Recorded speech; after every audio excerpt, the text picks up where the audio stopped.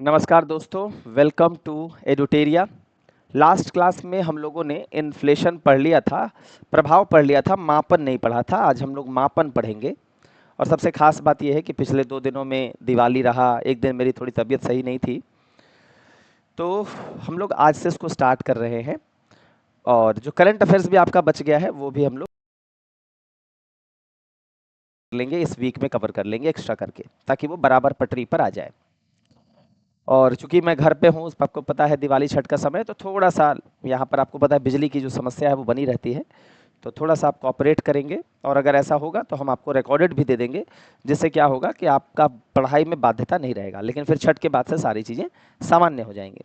तो चलिए, सबसे पहले हम देखते हैं कि हम लोग इन्फ्लेशन को कैसे मेजर कर सकते हैं। तो इन्फ्लेशन को मेजर कैसे किया जाता है, सबसे पहले हम ये देख लेते हैं। ठीक है, चलिए। तो मुद्रास्फीति का मापक अगर देखा जाए तो होलसेल के स्तर पर है एक, और एक कंज्यूमर के स्तर पर है, यानी थोक के स्तर पर और कंज्यूमर के स्तर पर। थोक के स्तर पर जो है वह हमको क्या क्या जानना होता है।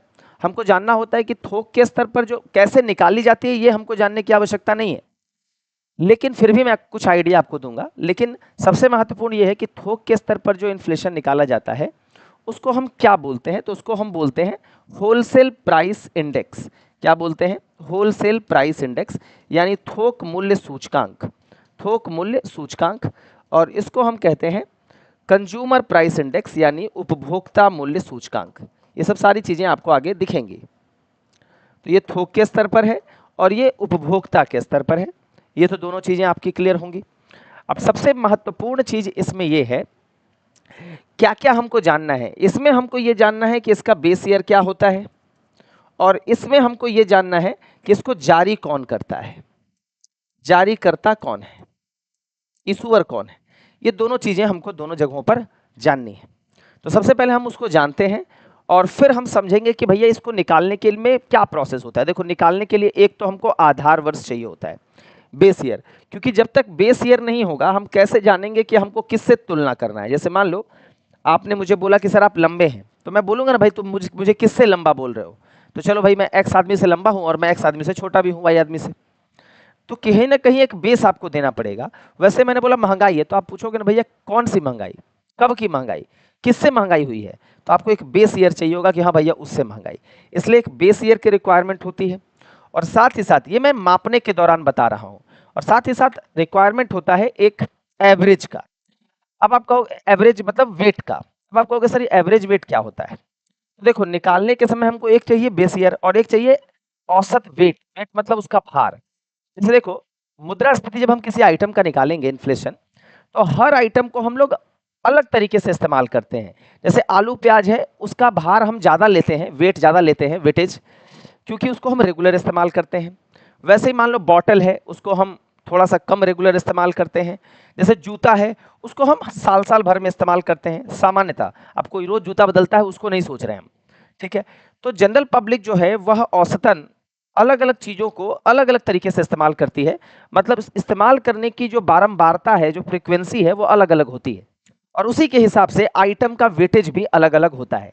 जैसे आप बोलते हैं हिस्ट्री का सवाल बहुत पूछा जा रहा है तो हिस्ट्री का वेटेज ज़्यादा है, करंट अफेयर्स का सवाल बहुत पूछा जा रहा है तो करंट अफेयर्स का वेटेज ज़्यादा है, ज्योग्राफी का सवाल अगर कम पूछा जा रहा है तो ज्योग्राफी का वेटेज कम है। ऐसा आप बोलते हैं। तो ऐसा जब आप बोल रहे हैं तो इसका मतलब है कि वेटेज का मतलब है जो बार बार आता है। तो वैसे ही इन्फ्लेशन निकालते समय भी वे आइटम्स जो बार बार इस्तेमाल होते हैं उसका भार हम ज़्यादा रखते हैं, वेटेज ज़्यादा रखते हैं। और जो थोड़ा सा कम बार बार इस्तेमाल होते हैं उसका वेटेज हम कम रखते हैं। जो बहुत कम इस्तेमाल होते हैं उनका वेटेज हम बहुत कम रखते हैं। जैसे आलू प्याज का वेटेज ज़्यादा होगा, टूथपेस्ट का वेटेज उनसे कम होगा, और जूते का वेटेज उनसे भी कम होगा। ठीक है, क्योंकि आलू प्याज हम हर 2 दिन 3 दिन पे इस्तेमाल करते हैं, टूथपेस्ट हम हर सप्ताह 2 सप्ताह पे इस्तेमाल करते हैं, और जूता हम हर 6 महीना साल भर पे इस्तेमाल करते हैं।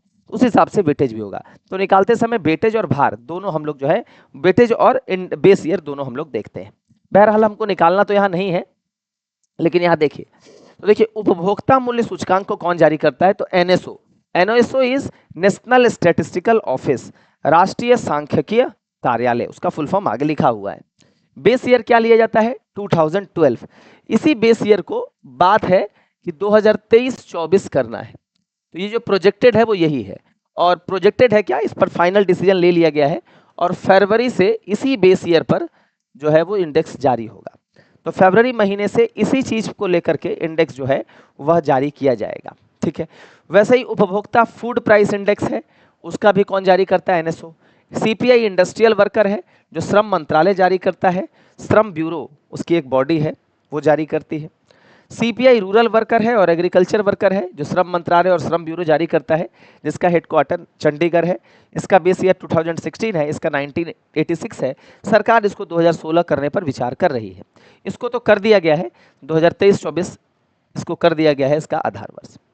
वैसे ही वेज रेट इंडेक्स है जो श्रम मंत्रालय और श्रम ब्यूरो, इसका भी 2016 है। होलसेल प्राइस इंडेक्स है जिसको वाणिज्य और उद्योग मंत्रालय के आर्थिक सलाहकार कार्यालय के द्वारा जारी किया जाता है, और 2011 जो है वह इसका भी बेस ईयर है। अब आपके मन में सवाल आएगा कि सर आप तो अभी मुझे बताए, आपने मुझे भी कहा कि भाई तुम दो चीज याद कर लो। क्या क्या? अभी कमेंट जो है थोड़ा सा बाद में ही देखना रहेगा, क्योंकि अभी थोड़ा सा पढ़ लीजिए। तो देखिए, आपने जो है वो मुझे कहा, जो भी डाउट होगा उसको बाद में देखते हैं, सब एक साथ ले लेंगे। तो देखिए, आपने जो है वो मुझे क्या कहा? आपने मुझे कहा कि सर आप जो है सीपीआई बताए और डब्ल्यूपीआई बताए। तो ठीक है, डब्ल्यूपीआई तो एक है, लेकिन सीपीआई के लिए आपने इतना सारा क्यों बता दिया? एक ये बता देते, एक ये बता देते। तो जी हाँ भाई, दूसरे क्लासेस में पढ़ोगे तो बस दो ही को बताया जाएगा। तो सर इतना क्यों बताया? इतना इसलिए बताया क्योंकि इन सब का भी इस्तेमाल होता है। क्योंकि सीपीआई जो है ना वो अलग अलग होता है। जैसे सीपीआई ग्रामीण श्रमिक, कृषि श्रमिक, औद्योगिक श्रमिक, खाद्य मूल्य सूचकांक, सब अलग अलग होता है। तो ऐसा क्यों है सर कि जो है वो इतना जो है वो अलग अलग देखने को मिल रहा है? ठीक है, इतना जो अलग अलग देखने को मिल रहा है, इसके पीछे का कारण सर क्या है? तो व्हाट इज द रीजन, इसको समझेंगे। ठीक है, तो इसका कारण क्या है, इसको बस समझने की कोशिश करेंगे। तो देखिए, कारण को थोड़ा सा समझने के लिए हमको जो है वह कुछ और भी समझना पड़ेगा। सबसे पहले एक सामान्य तौर पर हम ये चीज को समझते हैं कि जैसे मान लो कि कोई अगर किसी का अगर सैलरी डिसाइड करना है, तो आप कैसे डिसाइड करेंगे? आप ऐसे बोल देंगे कि भाई सैलरी ये रहेगा, कैसे डिसाइड करिएगा? तो सर सैलरी डिसाइड करने के लिए महंगाई का भी ख्याल रखना पड़ेगा। सरकार में भी रखा जाता है, डीए दिया जाता है, डियरनेस अलावेंस। जैसे जैसे महंगाई बढ़ती है, सरकार महंगाई भत्ता देता है ताकि आपको दिक्कत ना आए। क्योंकि अगर आप बिना महंगाई का किसी का सैलरी डिसाइड करेंगे तो वो आपके यहाँ काम ही नहीं करेगा। भाई आपने सैलरी, मान लो महंगाई ज़्यादा है और आप उसको 2000 रुपये महीना दे रहे हैं, रहेगा? नहीं रहेगा। तो किसी की भी सैलरी डिसाइड करने के लिए हमको महंगाई का आंकड़ा हमको पता होना चाहिए। तो अगर हमको औद्योगिक श्रमिकों की सैलरी पता करनी हो, यानी मिनिमम जो वेजेज होते हैं उद्योगों में काम करने वाले लोगों के लिए, वो अगर डिसाइड करना हो सरकार को, अगर सरकार को मनरेगा के वर्कर्स की सैलरी डिसाइड करनी हो, तो सरकार कैसे डिसाइड करेगी? सरकार के पास क्या ऐसा अ, आंकड़ा है जिसके माध्यम से सरकार डिसाइड करेगी? तो सरकार के पास जो आंकड़ा है दैट इज यही सब, सीपीआई इंडस्ट्रियल वर्कर। इसका जो सरकार के पास आंकड़ा है उसके माध्यम से सरकार औद्योगिक श्रमिकों की महंगाई का एक वैल्यू उसको मिलेगा, फॉर्मूला में पुट करेगी उस महंगाई को, और औद्योगिक श्रमिकों के लिए वेतन निकल जाएगा कि मिनिमम वेजेस कितना होना चाहिए। ठीक उसी प्रकार से अगर एग्रीकल्चरल लेबरर्स या रूरल लेबरर्स का सरकार को अगर आंकड़ा पता है, तो सरकार उसको मनरेगा के सैलरी वाले फॉर्मूले में डालेगी, और इसके हिसाब से फिर मनरेगा का सैलरी डिसाइड हो जाएगा। तो ये जो अलग अलग इंडेक्सेस हैं, ये सारे अलग अलग इंडेक्सेस को अलग अलग जगह जो है वह सरकार के द्वारा इस्तेमाल किया जाता है। ऐसा नहीं है कि सरकार इसको इस्तेमाल नहीं करती है, सरकार के द्वारा इसको जो है वह इस्तेमाल किया जाता है। इस बात को थोड़ा सा आपको जो है वह याद रखना है। इसीलिए अलग अलग आंकड़े हमारे पास होते हैं, और अलग अलग आंकड़े होते हैं और उसको अलग अलग बॉडीज जारी करती है, और अलग अलग बॉडीज जारी करने के साथ साथ इसके अलग अलग बेस ईयर भी होते हैं। इसका बेस ईयर 2023-24 कर दिया गया है, मतलब इसका बेस ईयर कर दिया जाएगा, और ये जो 27 फरवरी 2026 से इसी बेस ईयर के हिसाब से जो है वह चीज़ें पब्लिश होंगी। ठीक है, अब इसके लिए जो समिति बनाई गई थी उसका नाम था विश्वनाथ गोलदार समिति। उसी ने ये बनाया, बताया है कि ये बेस ईयर रखिए, विश्वनाथ गोलदार कमेटी।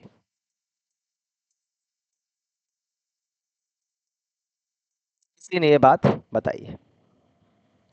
ठीक है, क्लियर है जी? तो इस चीजों को थोड़ा सा ध्यान में रखना है। चलिए, तो ये जो है ये अलग अलग उद्देश्यों से इसका हम इस्तेमाल करते हैं। अब जो है हम थोड़ा सा सीपीआई और डब्ल्यूपीआई के बीच में जानते हैं। देखिए अब मेनली सीपीआई पे आए हुए हैं। तो सीपीआई आपको पता है उपभोक्ता के स्तर पर या रिटेलर के स्तर पर, और ये थोक के स्तर पर। इसमें ध्यान देना है कि सीपीआई जो है वो वस्तुओं और सेवाओं दोनों को कंसिडर किया जाता है। यानी सीपीआई में जो हम इन्फ्लेशन निकालते हैं उसमें हम वस्तु और सेवा दोनों को लेते हैं। डब्ल्यूपीआई में केवल और केवल वस्तु को लिया जाता है। एक बात। दूसरी बात है कि क्या आपके मन में सवाल हो सकता है कि जितनी भी भारत में वस्तुएं हैं, जितनी भी भारत में सर्विसेज दी जाती हैं, क्या सबका महंगाई निकाला जाता है सीपीआई से? या फिर डब्ल्यूपीआई में आपसे सवाल पूछ सकता है कि क्या जितनी भी वस्तुएं हैं भारत में, क्या सबका हम थोक के स्तर पर महंगाई निकालते हैं? थोक के लेवल पर मान लो कोई वस्तु है, खाद्य वस्तु है, उसका दाम मान लो 20 था वो 25 हो गया, 2000 था 2500 हो गया, तो क्या ये सारी वस्तुओं का निकाला जाता है? कैसे होता है तो समझना है। देखिएगा अगर हम बात करते हैं सीपीआई की, तो सारी वस्तुएं और सेवाओं का नहीं निकाला जाता है। सीपीआई में कुछ लिमिटेड गुड्स और सर्विसेज होते हैं। मान लो कि ये टोकरी है, इस टोकरी में कुछ आइटम्स रखे हैं, इसी आइटम्स का पहले से डिसाइडेड है, जो मिनिस्ट्री ऑफ स्टैटिस्टिक्स ने डिसाइड करके रखा है एनएसओ ने, और उसी आइटम का ही जो है वो महंगाई निकाला जाता है, यही गुड्स एंड सर्विसेज का। डब्ल्यूपीआई में भी आइटम्स की संख्या सेम है, मतलब same in the sense items ही रखे जाते हैं और उस आइटम्स के हिसाब से ही इन्फ्लेशन निकाला जाता है। अगर कोई ये कह दे कि पूरी वस्तुओं और सेवाओं का इन्फ्लेशन निकाला जाता है तो वो गलत बात है। पूरी वस्तुओं और सेवाओं का जो इन्फ्लेशन है वह इसमें नहीं निकाला जाता है। ठीक है, पूरी वस्तुओं और सेवाओं का इन्फ्लेशन नहीं निकाला जाता है। फिर आप कहेंगे कि सर पूरी वस्तुओं और सेवाओं का फिर कहां निकाला जाता है? आपने जीडीपी डिफ्लेटर पढ़ा था, याद होगा आपको, क्लास 2 में या 3 में। तो उस जीडीपी डिफ्लेटर में हम जीडीपी कैसे निकालते हैं? तो सर जीडीपी निकालते हैं किसी एक वर्ष में सभी वस्तुओं और सेवाओं का। यहां सभी वस्तुएं और सेवा है, तो जीडीपी डिफ्लेटर निकालते हैं nominal GDP by real GDP. Nominal GDP में भी किसी एक वर्ष के सभी वस्तुओं को लिया गया होगा, रियल जीडीपी में भी किसी एक वर्ष के सभी वस्तुओं को लिया गया होगा। हालांकि दोनों का निकालने का तरीका अलग है, लेकिन फिर भी वस्तुएं तो पूरे वर्ष की कवर की गई होंगी। तो जीडीपी डिफ्लेटर निकलता है नॉमिनल बाई रियल जीडीपी से, और नॉमिनल बाई रियल जीडीपी में सारी वस्तुएं कवर होती हैं, तो ऑब्वियसली जीडीपी डिफ्लेटर में भी सारी वस्तुएं कवर होती हैं। तो जीडीपी डिफ्लेटर में पूरा जो है वो वस्तुओं को कवर किया जाता है। सारी वस्तु और सेवा जीडीपी डिफ्लेटर के माध्यम से जब इन्फ्लेशन का रेट निकलता है तब उससे में कवर होता है। इन दोनों में सारी वस्तुएं कवर नहीं होती है। ठीक है, तो यहाँ पर जो वस्तुएं की संख्या है 614 है, इसका 697 है। सीपीआई में ग्रामीण वस्तुएं अलग होती है, शहरी वस्तुएं अलग होती है। इसका कारण है कि कुछ ग्रामीण वस्तुएं हो सकता है शहरों में ना हो, और कुछ शहरी वस्तुएं हो सकता है गाँव में ना हो। जैसे मान लो गाँव, शहर में फ्लैट होता है, फ्लैट का रेंट होता है, उसको शहरों में काउंट किया जाएगा, लेकिन गांव में ऐसा होता है क्या? नहीं। तो इसलिए सीपीआई यानी उपभोक्ता के स्तर पर महंगाई, शहरों में उसकी अलग सूची है, गांव में उन आइटम्स की अलग सूची है, इसलिए इसको अलग अलग हम रखते हैं। तो ये 614 है और ये 697 है। अब 697 में कुछ आइटम्स प्राइमरी आइटम्स हैं, कुछ मैन्युफैक्चर्ड आइटम्स हैं और कुछ फ्यूल आइटम्स हैं। तो ये जो है ना, ये अलग अलग आइटम्स इसमें आपको देखने को मिलेगा। तो ये आइटम्स की सूची आपको ध्यान में रखने की आवश्यकता नहीं है। ये नहीं कि अब आइटम्स की सूची आप ध्यान में रख रहे हैं, ऐसी कोई आवश्यकता जो है वह इसमें नहीं है। ठीक है, ऐसी कोई आवश्यकता इसमें नहीं है। क्लियर है जी?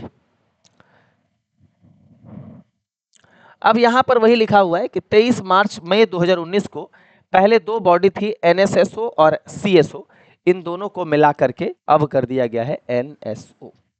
ठीक है, अब देखो आरबीआई जो अपना आरबीआई की जो है वह मुद्रास्फीति का एक लक्ष्य निर्धारित किया हुआ होता है, किसी टारगेट में होना चाहिए, जो हमने इन्फ्लेशन में पढ़ा। तो वो टारगेट क्या है? हमने देखा था 4 ± 2%। ये जो होता है ये सीपीआई हेडलाइन इन्फ्लेशन होता है। अब जैसे जैसे हम इसको पढ़ते जाएंगे हमको समझ में आता जाएगा। यानी आरबीआई सीपीआई के हिसाब से जो है वह मुद्रास्फीति को निर्धारित करता है। यानी आरबीआई जीडीपी डिफ्लेटर नहीं लेता, डब्ल्यूपीआई नहीं लेता, सीपीआई लेता है।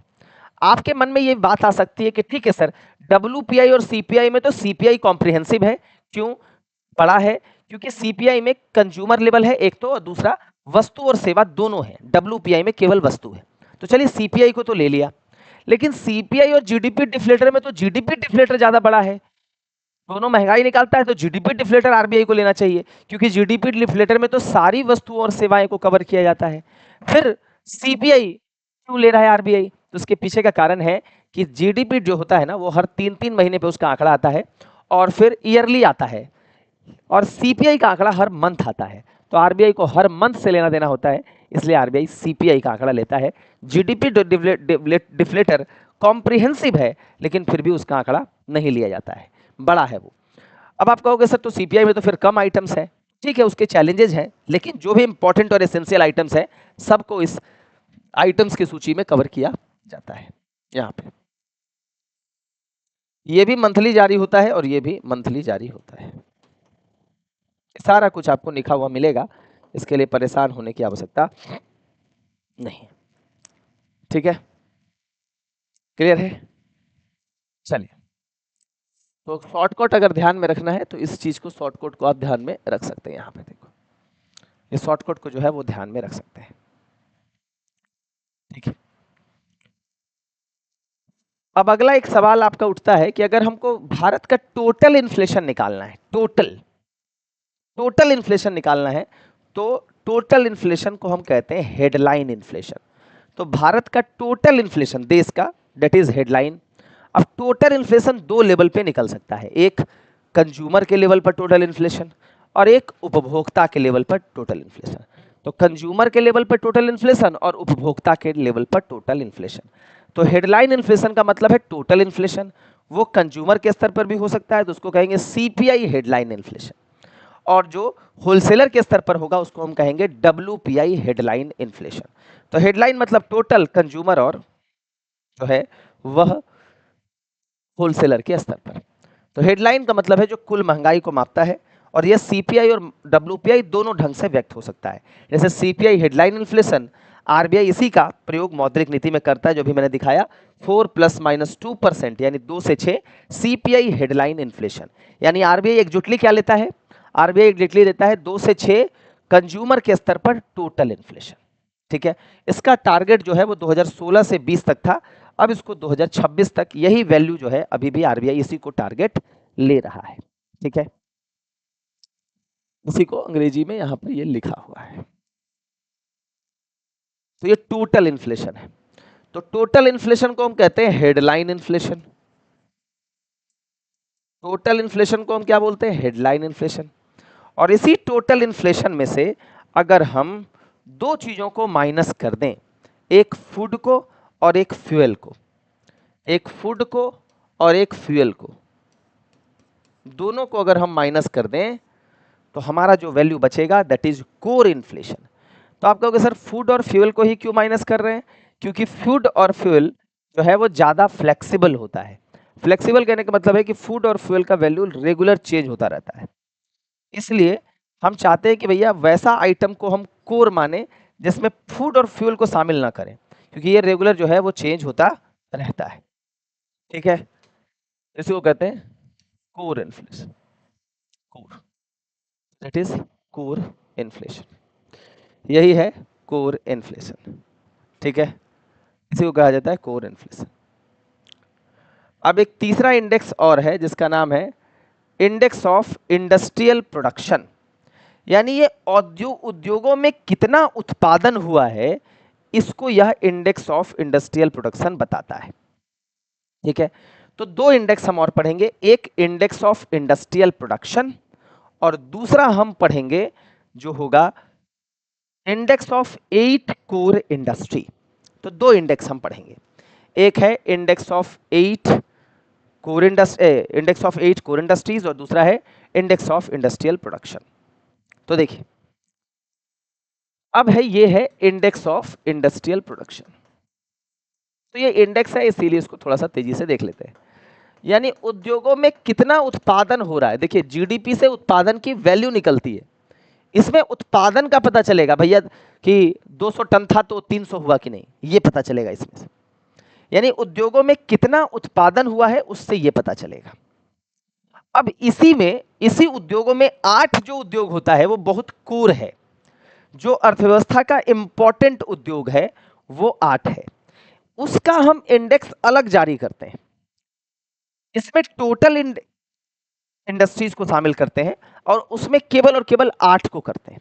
वो 8 इसमें भी है, लेकिन उसको हम अलग लाते हैं क्योंकि वो इंपॉर्टेंट है। जैसे एक टेस्ट दिया, उस टेस्ट में वाले 100 बच्चे, तो 100 बच्चे का रिपोर्ट कार्ड है और उसमें से 8 बच्चे जो टॉपर है उसका अलग से रिपोर्ट कार्ड है। 100 बच्चों ने मिलकर के मान लेते हैं 1000 नंबर लाया और उन 8 बच्चों ने मिलकर के मान लो 400 नंबर लाया। समझ रहे हैं? ऐसा है, यानी उसका उस 8 बच्चों का वेटेज जो है वो ज्यादा है, वो अकेले 400 नंबर लाए हैं, बाद बाकी 100 ने मिल करके जो है वह 1000 लाया है। तो वैसा है। तो ये है इंडेक्स ऑफ इंडस्ट्रियल प्रोडक्शन। इसको जारी कौन करता है? एनएसओ। मासिक आधार पर जारी होता है, उत्पादन की मात्रा को बताता है और आधार वर्ष इसका 2011 है। 2011 जो है वो इसका आधार वर्ष है। ठीक है। और इसी में जो 8 अलग से कोर इंडस्ट्री होता है, अब इंडेक्स ऑफ इंडस्ट्रियल प्रोडक्शन जो है वो टोटल है उद्योग का, उसमें से 8 अलग, उसका उस 8 का ही केवल वेटेज जो है वह 40.27% है, उस 8 का ही। बाद बाकी मान लेते हैं 100 इंडस्ट्री है, 100 का वेटेज 100 है, तो उसमें से 8 का ही वेटेज अगर हटा दे तो हो जाएगा 40.27। बाद बाकी 92 इंडस्ट्री जो है वो 60% के करीब है, ऐसा समझिए। ठीक है। और इन 8 उद्योगों में सबसे टॉप पे जो है वो कौन है? सबसे ज्यादा जिसका भार है वो है रिफाइनरी प्रोडक्ट्स, फिर बिजली, फिर इस्पात, फिर कच्चा तेल, प्राकृतिक गैस, सीमेंट और उर्वरक, यानी CCC FERNS. C for cement, C for cement, coal, crude oil, fertiliser, electricity, refinery products, natural gas और स्टील, ऐसा है। और जीडीपी, सीपीआई, आईआईपी और बेरोजगारी, ये सबको कौन जारी करता है? एनएसओ। हालांकि इसको जो है वो एनएसओ जारी नहीं करता है, इसको जो है वो वही जारी करता है जो होलसेल प्राइस इंडेक्स का है, डीपीआईआईटी। अभी हमने देखा था कि डीपीआईआईटी, इस होलसेल प्राइस इंडेक्स कौन जारी करता था? होलसेल प्राइस इंडेक्स जो है वह यही है, DPI, office of the economic adviser of ministry of commerce and industry. इसके अंदर एक बॉडी है DPIIT, department of promotion of internal trade करके एक विभाग है, मिनिस्ट्री ऑफ कॉमर्स के अंदर आता है, वो होलसेल प्राइस इंडेक्स जारी करता है। तो यही है, office of the economic adviser, DPIIT, ministry of commerce. तो एनएसओ कौन कौन सा चीज जारी करता है? यहाँ पर अगर हम एनएसओ को देखें तो एनएसओ देखो जीडीपी जारी करता है, अभी हम अनएम्प्लॉयमेंट, बेरोजगारी पढ़ेंगे, उसको जारी करेगा, फिर सीपीआई जारी करता है और आईआईपी भी यही जारी करता है। और इंडेक्स ऑफ 8 कोर इंडस्ट्रीज वो डीपीआईआईटी, मिनिस्ट्री ऑफ कॉमर्स, और wholesale price index DPIIT, ministry of commerce. इन दोनों को मिनिस्ट्री ऑफ कॉमर्स के द्वारा ही जारी किया जाता है। ठीक है, कोई दिक्कत है भाई?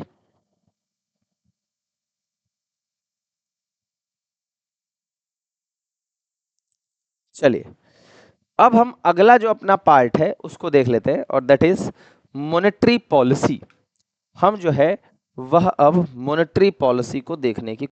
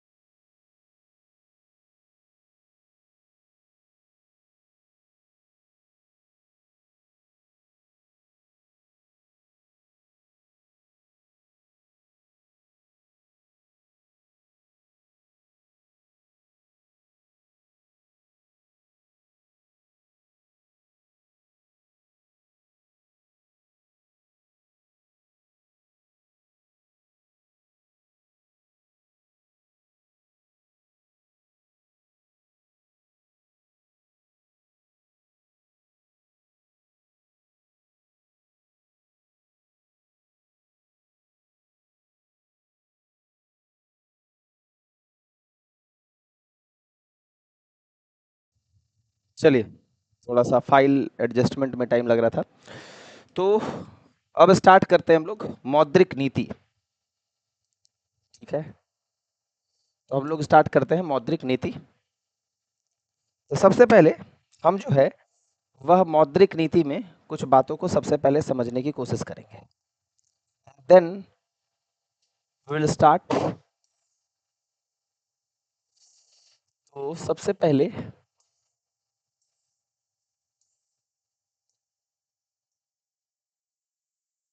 हम ये समझते हैं कि मौद्रिक नीति एक्चुअली में क्या होता है।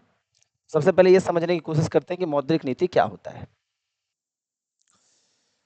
चलिए, तो मौद्रिक नीति वाला जो था उसको करते हैं, क्योंकि थोड़ा सा डिस्टर्बेंस था। सबसे पहले हम इसमें कुछ चीज़ों को समझेंगे and then we will write. सबसे पहले बात यह है कि मुद्रास्फीति का नियंत्रण कैसे होगा। मुद्रास्फीति का नियंत्रण यानी कंट्रोल कैसे करेंगे हम लोग। तो कंट्रोल करने के लिए हमारे पास क्या क्या है।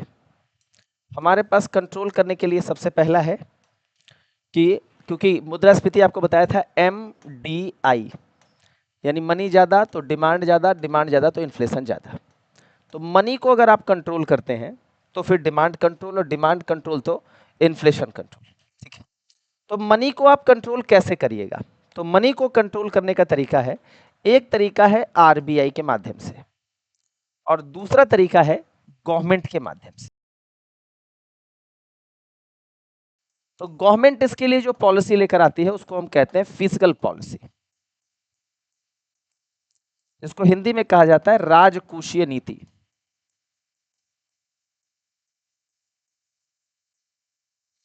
और जो RBI लेकर के आती है जिसको हम कहते हैं मौद्रिक नीति।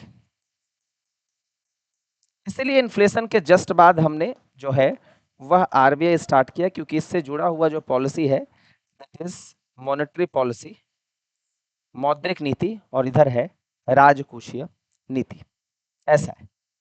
ठीक है, अब इसमें बात ये उठता है कि ठीक है सर, ये मौद्रिक नीति के माध्यम से क्या होगा।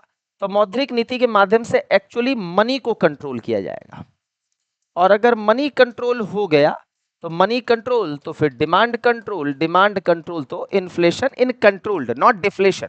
डिफ्लेशन का मतलब 2 से 6 के बीच में नहीं होता, 2 से कम हो जाएगा, फिर वो गड़बड़ है। 6 से ज्यादा भी नहीं, 2 से कम भी नहीं। Controlled inflation means 4 ± 2 CPI headline, और इसमें भी यही मेजर्स गवर्नमेंट अपनाती है। तो दोनों का जो उद्देश्य है वो सेम है, हालांकि तरीका अलग अलग है। जैसे मान लो मुझे यहाँ से मेट्रो स्टेशन जाना है, तो मेरा जो तरीका है वो अलग अलग हो सकता है। मैं मोटरसाइकिल से जा सकता हूँ, कोई गाड़ी से जा सकता है, लेकिन दोनों का ऑब्जेक्टिव मेट्रो स्टेशन पहुंचना ही है। तो दोनों का ऑब्जेक्टिव जो है वो इन्फ्लेशन को कंट्रोल करना ही है। अब वो रास्ते जो है वो इसमें अलग अलग होंगे। इसमें टैक्सेशन के माध्यम से हो सकता है, और इसमें कुछ अन्य टूल्स के माध्यम से होगा। अब जैसे इसका एक एग्जांपल देता हूं कैसे होगा। जैसे मान लो टैक्स है, अगर सरकार ने आपका टैक्स आप पे बढ़ा दिया, तो मान लो आपको 1 लाख की सैलरी मिलती थी, 10% टैक्स कटता था, 90,000 आपके हाथ में आता। अब सरकार ने आपका टैक्स बढ़ा दिया, तो 1 लाख की सैलरी है और 15% हो गया टैक्स। तो अब सरकार 15,000 ले लेगी, तो आपके हाथ में कितना आ जाएगा, 85,000। पहले कितना आता था, 90। तो 90 ज्यादा आता था तो आप डिमांड ज्यादा करते थे, इन्फ्लेशन हो रहा था। अब सरकार ने आपके के पैसे में से क्या कर दिया, 5,000 की कटौती कर दी, तो मनी क्या हो जाएगा, कम। डिमांड भी आप थोड़ा सा कम करेंगे, इन्फ्लेशन भी कम होगा। तो ये आप अपने स्तर पर मत सोचिए, पूरे देश में सोचिए कि सबके पास जो है वो पैसा कम हो गया, तो मनी कम, डिमांड कम, इन्फ्लेशन कम। ये जो है ये वाला है। हमको जो अभी पढ़ना है वो दैट इज दिस। तो सबसे पहला सवाल है कि मौद्रिक नीति का उद्देश्य क्या है। तो मौद्रिक नीति का उद्देश्य है महंगाई को कंट्रोल करना। दूसरा क्या है, तो टू कंट्रोल द इन्फ्लेशन। दूसरा है कि हु प्रिपेयर्स मॉनेटरी पॉलिसी, कौन बनाता है इस पॉलिसी को। ये पॉलिसी है, अब बनाने से काम नहीं होगा। तो मान लो मैंने बोल दिया कि पंखा ऐसे बन जाएगा, मैं कागज में लिख दिया, तो उससे तो नहीं बनेगा, उसके लिए टूल्स चाहिए होगा। लेकिन बनाने का काम RBI का होता है। क्या इसके लिए किसी को नोबेल प्राइज मिला, यस, मिल्टन फ्राइडमैन को इसके लिए नोबेल प्राइज मिला है। ठीक है, तो इसका ऑब्जेक्टिव क्या है, to control the money supply, to control inflation, और इसको बनाता है RBI। और इससे रिलेटेड जा सारी चीजें RBI मीन्स RBI का जो बॉडी है वो। RBI तो मान लो दुकान है, दुकान थोड़े बनाएगा, RBI संस्था है, संस्था नहीं बनाता। संस्था के अंदर की चीजें जो है वो इसको बनाती है, जैसे आरबीआई का गवर्नर इसमें हेड होता है। ठीक है, तो ये चीजें जो है वो थोड़ा सा आपको ध्यान में रखना है। क्लियर है भाई मामला यहाँ तक? तो अब थोड़ा सा हम आरबीआई के बारे में देख लेते हैं। ठीक है, आरबीआई के बारे में थोड़ा सा जो है वो हम देखने की कोशिश करते हैं।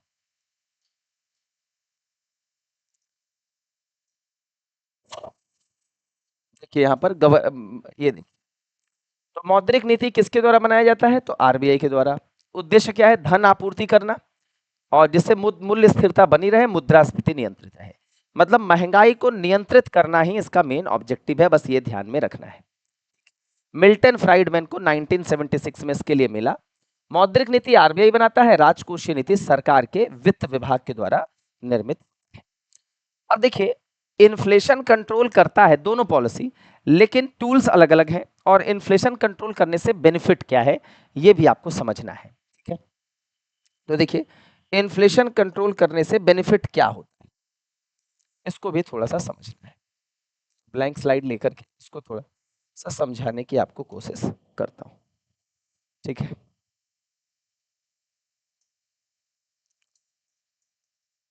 अरे एक मिनट।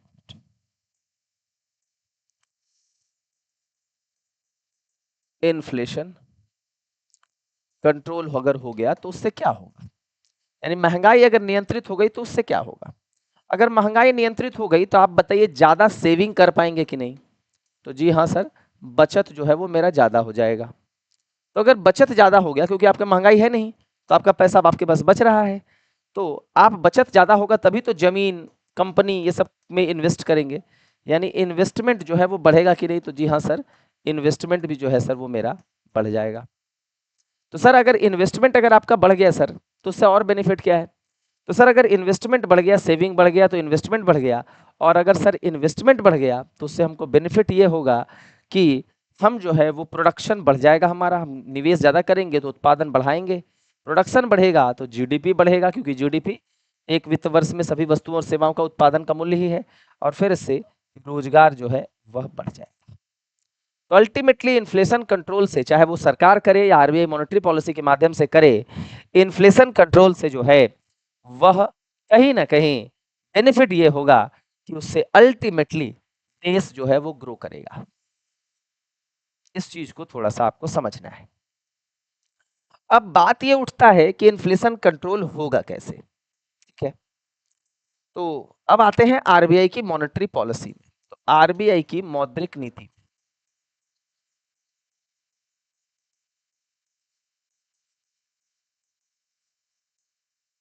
अब इसको समझिए। देखिए, आरबीआई की मौद्रिक पॉलिसी में दो टूल्स हैं। ठीक है, दो उपकरण हैं। उपकरणों की संख्या कितनी है भाई? दो। उपकरण कितने हैं?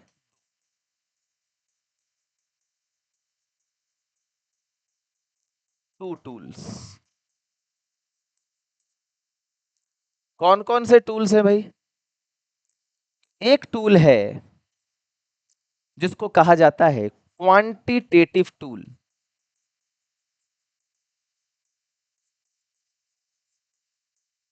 और एक टूल है जिसको कहा जाता है क्वालिटेटिव टूल।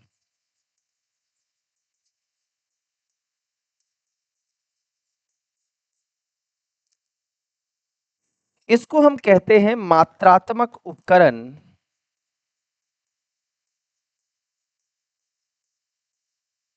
और इसको हम कहते हैं गुणात्मक उपकरण।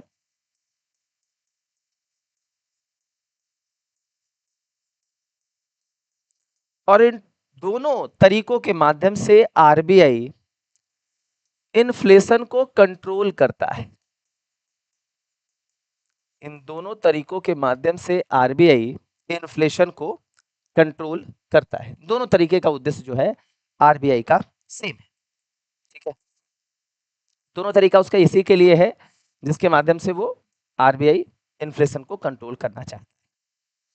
अब इसमें क्या क्या आता है और दूसरा फिर इसमें क्या क्या आता है, इन दोनों को हम लोग एक बार देख लेंगे, फिर हम लोग आगे जो है वो चलेंगे। देखिए, क्वांटिटेटिव उपकरण को हम अप्रत्यक्ष उपकरण भी कहते हैं। इसका दूसरा नाम है अप्रत्यक्ष। या फिर सामान्य उपकरण भी बोलते हैं। इसको इनडायरेक्ट टूल या जनरल टूल भी कहा जाता है। इसको जो है वह प्रत्यक्ष उपकरण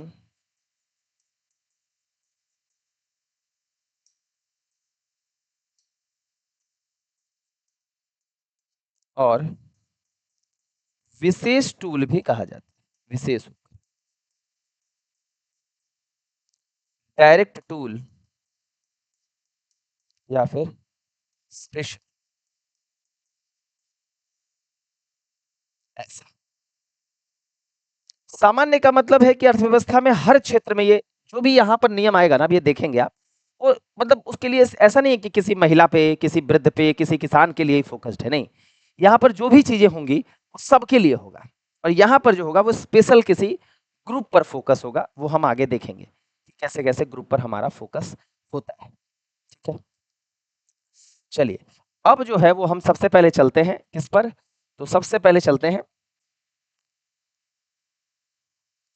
जनरल टूल्स या फिर क्वांटिटेटिव टूल्स। अब क्वांटिटेटिव टूल्स में क्या क्या आता है इसको हम एक बार देख लेते हैं। देखिए ये जो है वह है quantitative tool, CRR, SLR, RR, triple R, MSF, bank rate, SDF, OMO। यहाँ पर ढेर सारे टूल्स का नाम आपको लिखा हुआ है, यहाँ अंग्रेजी में सारे टूल्स का नाम लिखा है। धीरे धीरे जैसे जैसे आप इन सारे टूल्स को सीख जाएंगे आप मॉनेटरी पॉलिसी को पढ़ लेंगे। ठीक है, तो सबसे पहले हम इन दोनों टूल्स को देखते हैं, CRR और SLR को, फिर उसके बाद धीरे धीरे इसको देखेंगे। सब आसान आसान टूल है। तो CRR और SLR, यानी CRR का मतलब है कि कैश रिजर्व रेशियो, और SLR का मतलब है स्टैट्यूटरी लिक्विडिटी रेशियो। और ये दोनों का निर्धारण कौन करता है? Central bank. मतलब इसका रेट क्या होगा इसका निर्धारण सेंट्रल बैंक के द्वारा किया जाता है। अभी धीरे धीरे समझेंगे तो सारी चीजें समझ में आ जाएंगी। तो ये कैश रिजर्व रेशियो, नगद आरक्षित अनुपात और स्टैट्यूटरी लिक्विडिटी रेशियो। अब देखिए क्या है, तो हम पढ़ रहे हैं आरबीआई की मॉनेटरी पॉलिसी का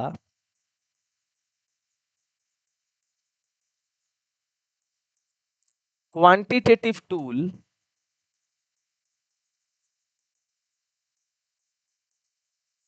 जिसमें क्या है CRR, सबसे पहले CRR और फिर SLR। इन दोनों को समझने की कोशिश करते हैं क्या है ये। ठीक है, देखिए इसके पहले एक छोटा सा चीज जो है वो आपको समझना है। क्या है?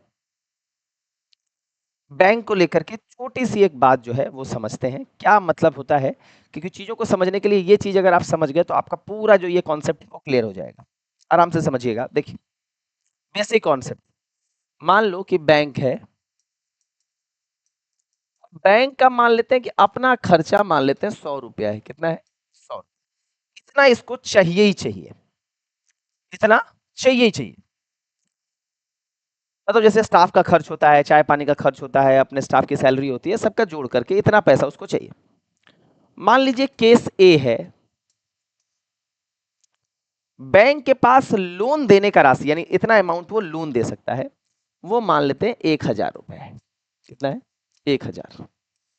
यानी बैंक के पास जो लोनेबल फंड है वो 1,000 रुपए है। ठीक है, इसको बोलते हैं ऋण देने योग्य राशि, जिसको बोलते हैं अंग्रेजी में लोनेबल फंड।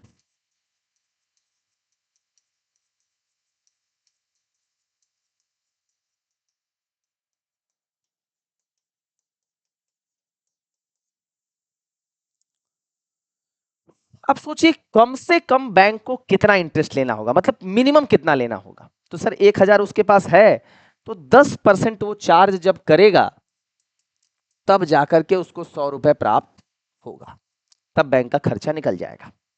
ठीक बात है भाई। कम से कम 10%, मैं ये नहीं बोल रहा हूं 10%, 10% लेगा, ज्यादा भी ले सकता है लेकिन कम से कम 10% उसको लेना पड़ेगा। बहुत मजा आएगा। अभी देखिए केस बी, मान लीजिए कि बैंक के पास मान लेते हैं 800 रुपए है। लोन देने के लिए। तो बैंक को 10% में काम चलेगा क्या? नहीं, 10% करेगा तो 800 का 10% 80 रुपए आएगा, काम नहीं चलेगा। यानी बैंक को कम से कम इंटरेस्ट चार्ज करना पड़ेगा 12.5%, तब जाकर के उसको 100 रुपए मिलेगा। अब एक अगला केस लेते हैं, केस सी। इसमें बैंक के पास पैसा जो है वो 1200 रुपए हो गया, मतलब बढ़ गया बैंक के पास। ठीक है, बैंक के पास 1200 छोड़िए 1500 ले लेते हैं, बैंक के पास पैसा बढ़ गया। तो अब बताइए कि 1500 अगर ले रहा है तो 10% में तो 100 से ऊपर चला जाएगा, 150 हो जाएगा। बैंक सोचेगा भैया कि मेरे पास बहुत पैसा है, हमको तो 100 ही चाहिए ना, तो हम 6 से 7% के बीच में घुमा देते हैं, लगभग 100 रुपया मिल जाएगा। जैसे 6 रुपए से 6.5 के बीच में घुसाएगा तो लगभग उसको 100 रुपया मिल जाएगा। उससे ज्यादा भी वो घुमा सकता है, मैं यहाँ पर बात कर रहा हूँ मिनिमम कितना लेगा। तो मिनिमम इसमें 10, इसमें 12.5, इसमें 6 से 7% के बीच। आप यहाँ पर एक क्या पैटर्न देख रहे हैं?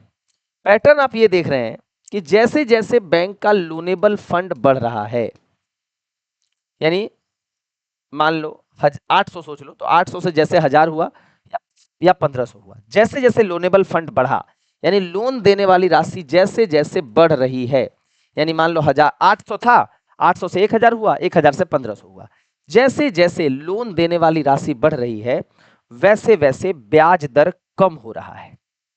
ठीक है, तो इंटरेस्ट रेट जो है वह कम हो रहा है। अब देखिए 800 के समय इंटरेस्ट रेट कितना था? 12.5%। 1000 के समय कितना हो गया? 10%। 1500 के समय कितना हो गया? 6 से 7%। 2000 रुपए रहता तो और कम हो जाता, 3000 रहता तो और कम हो जाता। यानी जैसे जैसे बैंकों के पास लोन देने वाला पैसा ये बढ़ रहा है वैसे वैसे बैंक परसेंटेज को कम कर रहे हैं, इंटरेस्ट को। क्यों? क्योंकि बैंक के पास पैसा जब ज्यादा है तो वो कम ब्याज दर पे भी अपना खर्चा निकाल लेगा। आपके पास सोचो कम पैसा है, कम पैसा है तो आप सोचोगे भैया उसको महंगा में देंगे, लेकिन जैसे जैसे आपके पास पैसा ज्यादा रहेगा तो आप कम इंटरेस्ट पे भी दोगे तो आपका खर्चा निकल जाएगा। जैसे कोचिंग में होता है, कम कभी कभी जो छोटी कोचिंग है उसको तो ज्यादा फीस लेना पड़ेगा तभी उसका खर्चा निकलेगा। जो बड़ी कोचिंग होती है वो कम फीस भी लेती है तो काम चल जाता है। क्यों? क्योंकि कम फीस लेगा तो बहुत ज्यादा फीस है, इसके कारण उसका खर्चा निकल जाएगा, लोग ज्यादा है। तो यहाँ वही है, इसके पास पैसे की वॉल्यूम ज्यादा है जिसके कारण कम इंटरेस्ट रेट में भी काम चल रहा है। यानी लोनेबल फंड, याद रखना है कि इंटरेस्ट रेट का, लोनेबल फंड जो है वह इंटरेस्ट रेट का ऑपोजिट होता है, इंटरेस्ट रेट के ऑपोजिट होता है। कोई दिक्कत इसमें नहीं बाबा? ठीक है, अब आइए अब समझते हैं। अब समझते हैं तो ये याद रखना है कि लोनेबल फंड, यानी लोनेबल फंड का मतलब वैसा पैसा जो लोन देने लायक है बटा 1 बाई इंटरेस्ट रेट। इस फॉर्मूले को याद रखते हैं, यानी ऋण देने योग्य फंड, ऋण योग्य फंड बराबर 1 बटा ब्याज।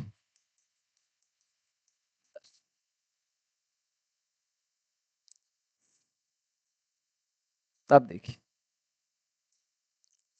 चलते हैं सीआरआर पे। सीआरआर का मतलब क्या होता है कि अगर मान लेते हैं कि बैंक के पास मान लो 100 रुपए है, बैंक है 100 रुपीज, तो 100 का 100 रुपए जो होता है ना वो बैंक लोन में नहीं घुमाती। क्या होता है?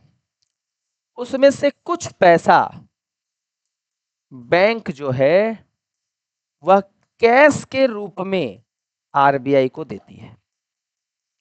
कुछ पैसा बैंक जो है वो कैश के रूप में आरबीआई को देती है। कुछ पैसा बैंक अपने पास रखती है कैश के रूप में, या फिर सरकार के बॉन्ड के रूप में, या फिर गोल्ड के रूप में।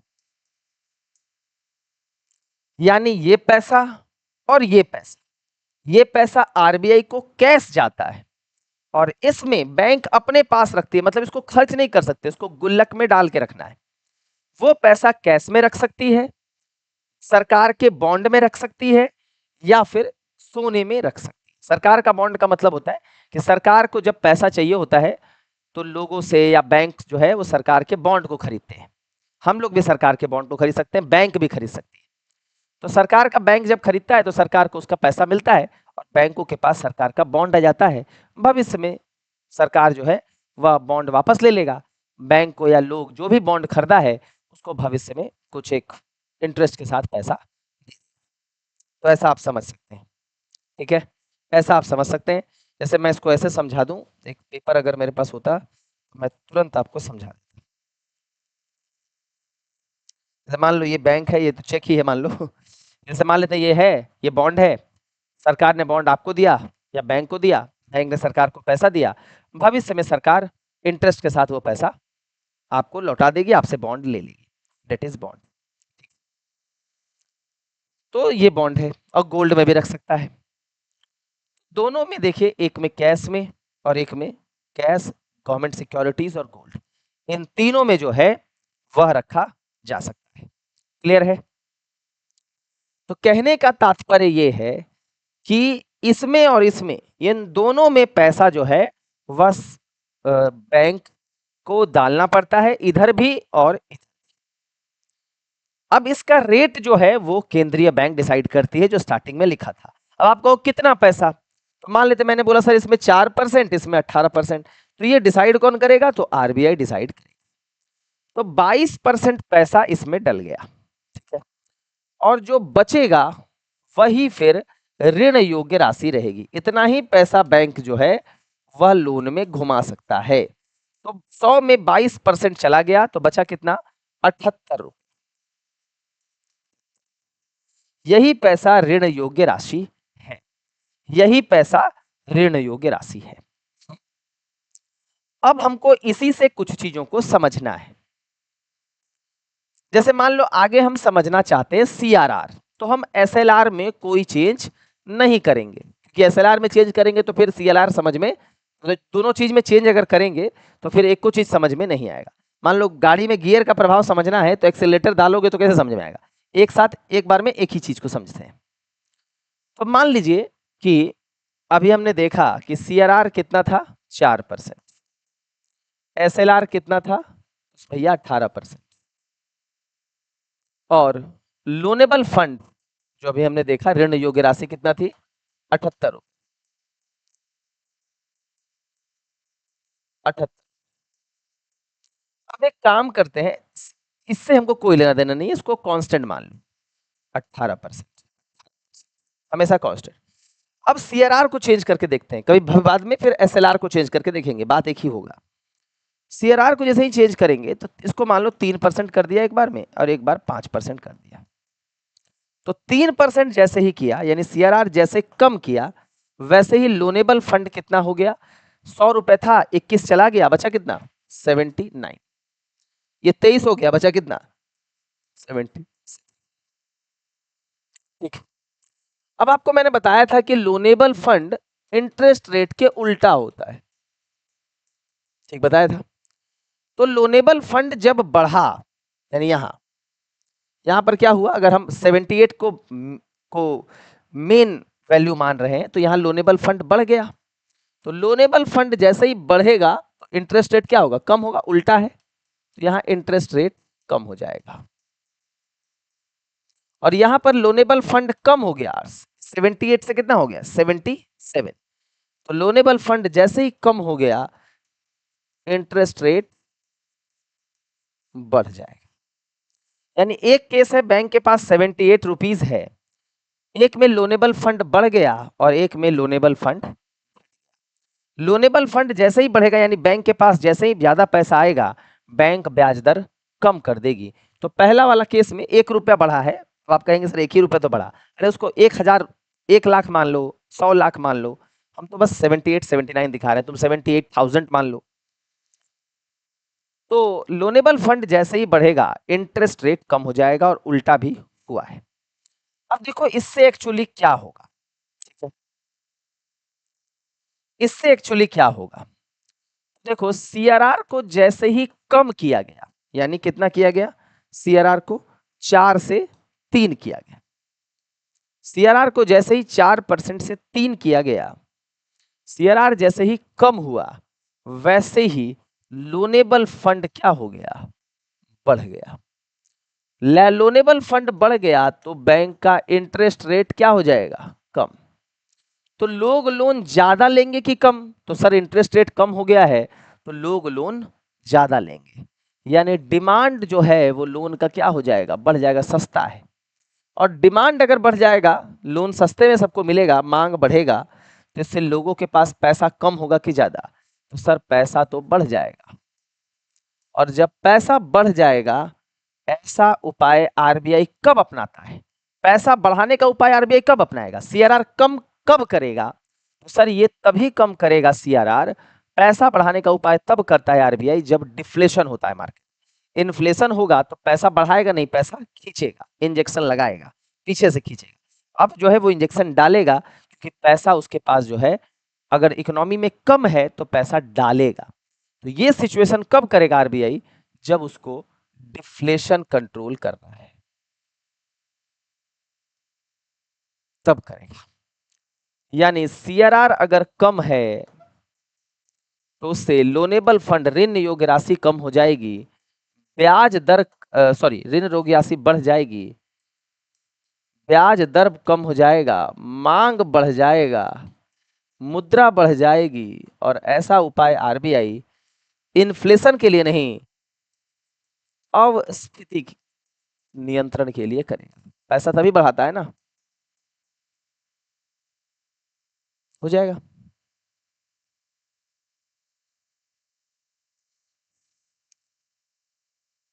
ठीक है, अब सोचो, अब उल्टा भी सोचो, सीआरआर अगर बढ़ गया, कितना हो गया, 4 से 5, तो लोनेबल फंड कम हो जाए, तो लोनेबल फंड कम हो जाएगा। लोनेबल फंड जब कम होगा, बैंक के पास पैसा कम रहेगा, तो बैंक अपना खर्चा निकालने के लिए ब्याज दर बढ़ा देगा। ब्याज दर बढ़ा देगा तो डिमांड क्या हो जाएगी, कम। डिमांड कम तो मनी क्या हो जाएगी, कम। और मनी कम हो जाएगी तो भैया क्या कंट्रोल हो जाएगा, सर इन्फ्लेशन कंट्रोल हो जाएगा। यानी सीआरआर बढ़ाने से एलएफ कम, ब्याज दर कम, सारा कुछ लिखा हुआ है, मांग कम, मुद्रा कम, महंगाई या मुद्रास्फीति नियंत्रित, भैया नियंत्रित। चलो, कोई दिक्कत है जी इतना,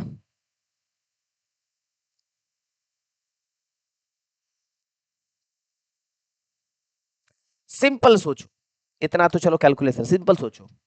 मान लो कि अगर सीआरआर बढ़ा दिया बैंक, आरबीआई, तो बैंक को आरबीआई को पैसा ज्यादा देना होगा। बैंक जैसे ही आरबीआई को पैसा ज्यादा देगा, बैंक के पास पैसा कम हो जाएगा। मान लो मेरे पास 100 है, मैं किसी एक आदमी को ज्यादा पैसा दे दूंगा तो मेरे पास तो कम हो जाएगा। तो जैसे ही सीआरआर बढ़ाया, यानी पहले आरबीआई 4 रुपए लेता था, 5 रुपए ले रहा है, तो आरबीआई के पास पैसा ज्यादा चला गया। आरबीआई के पास ज्यादा चला गया तो बैंक के पास पैसा कम बच गया। तो कम बच गया, फिर भी बैंक को लाभ कमाना है तो बैंक ब्याज दर बढ़ा देगा, बढ़ाएगा तो मनी कम, डिमांड कम, डिमांड कम, मनी कम। क्योंकि जैसे ही इंटरेस्ट रेट बढ़ाएगा तो मनी का डिमांड क्या हो जाएगा, कम, इंटरेस्ट रेट ज्यादा है। यही इंटरेस्ट रेट ज्यादा होने के चलते ही डिमांड कम हो गया। कि कोई भी चीज, कोई भी, आप ही सोचो, अगर ब्याज दर महंगा रहेगा तो आप लोन लेंगे, नहीं लेंगे, तो डिमांड आप क्या करेंगे, कम। Demand in the sense loan का डिमांड, डिमांड कम करेंगे ऋण का तो मनी भी जो होगा वो कम हो जाएगा। ऐसा खेल जो है वह होता है सीआरआर में। एसएलआर में भी सेम होगा, एसएलआर में भी सेम ही होगा। कहोगे सर कैसे, अरे भैया सेम ही तो आएगा। देखो, अभी हमने यहाँ क्या चेंज किया, सीआरआर। अब तुम एसएलआर चेंज कर दो, सीआरआर को कांस्टेंट रखो, क्योंकि सीआरआर अब हमको तुमको समझना है। तुम देखो, कुछ मत करो, एसएलआर में भी सेम ही चीज आएगा। कैसे भाई, अब समझो एसएलआर, एसएलआर में क्या होगा भाई, मान लो कि सीआरआर जो है वो कितना था, 3%, सॉरी, एक फिक्स मानना पड़ेगा ना, क्योंकि अब तो हमको सीआरआर को नहीं समझना है, एसएलआर। अब दोनों को चेंज, दोनों भी चेंज हो सकता है, लेकिन मैं दोनों को इंडिविजुअली चेंज करके दिखा रहा हूं ताकि आपको एक एक का प्रभाव समझ में आए। अब दोनों एक साथ चेंज कर दूंगा तो दोनों का प्रभाव हो जाएगा। ठीक है, मान लो 18 है, ये कर दो मान लेते हैं 17%, ये कर दो मान लो 19%। अब देखो ऋण योग्य राशि कितनी हुई, लोनेबल फंड कितना हुआ, 17 और 4 21 चला गया, बचा कितना 79, ये बचा कितना 78, ये देखो कितना बचा 77, सेम ही हो गया। देखो एक में क्या हुआ, एसएलआर जब घटा तो लोनेबल फंड क्या हो गया, बढ़ गया। इससे इंटरेस्ट रेट, जब फंड ज्यादा हो जाएगा तो बैंक क्या करेगा, कम। लोनेबल फंड घट गया, इंटरेस्ट रेट। आपको बस इतना देखना है कि अगर बैंक से पैसा कहीं दूसरे जगह चला गया, आरबीआई को चला गया, कहीं पर भी चला गया, बैंक से पैसा जैसे ही कम होगा ब्याज दर बढ़ जाएगा, महंगाई कंट्रोल हो जाएगा। ब्याज दर बढ़ेगा तो पैसा लोग लेंगे नहीं, लेंगे नहीं तो मनी बढ़ेगा नहीं, मनी बढ़ेगा नहीं तो इन्फ्लेशन कंट्रोल। MDI, मनी नहीं तो डिमांड नहीं, डिमांड नहीं तो इन्फ्लेशन नहीं।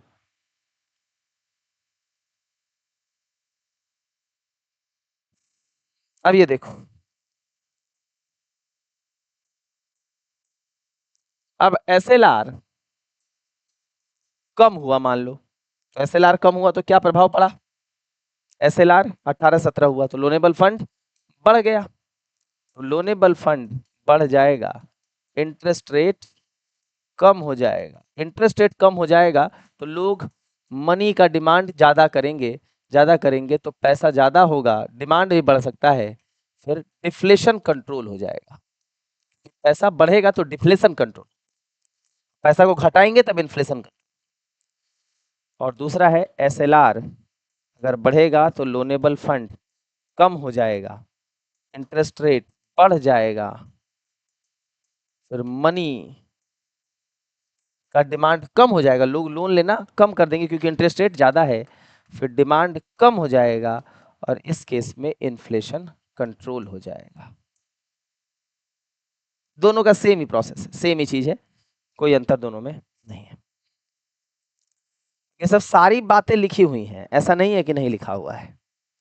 यानी सीआरआर बढ़े या एसएलआर बढ़े, सीआरआर बढ़े या एसएलआर बढ़े, अल्टीमेटली क्या होगा, सीआरआर भी बढ़ेगा तब भी इन्फ्लेशन कंट्रोल, एसएलआर भी बढ़ेगा तब भी इन्फ्लेशन, दोनों घटेगा तो डिफ्लेशन। ठीक है, कोई दिक्कत, चलिए अब इसको देख लेते हैं, सिंपल तो समझने के लिए था।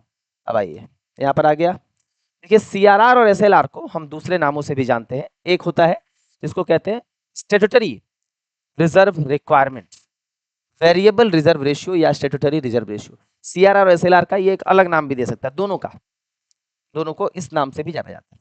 सीआरआर बढ़ेगा, एसएलआर बढ़ेगा तो इन्फ्लेशन कंट्रोल, और दोनों घटेगा तो डिफ्लेशन। आप ऐसे समझ सकते हैं कि अगर दोनों चीजें बढ़ रही है, मान लो सीआरआर बढ़ रहा है तो पैसा किधर जा रहा है, आरबीआई के पास, बैंक के पास पैसा कम, कम होगा तो इंटरेस्ट रेट बढ़ा देगा, लोन महंगा, लोग लोन लेंगे नहीं, महंगाई कंट्रोल।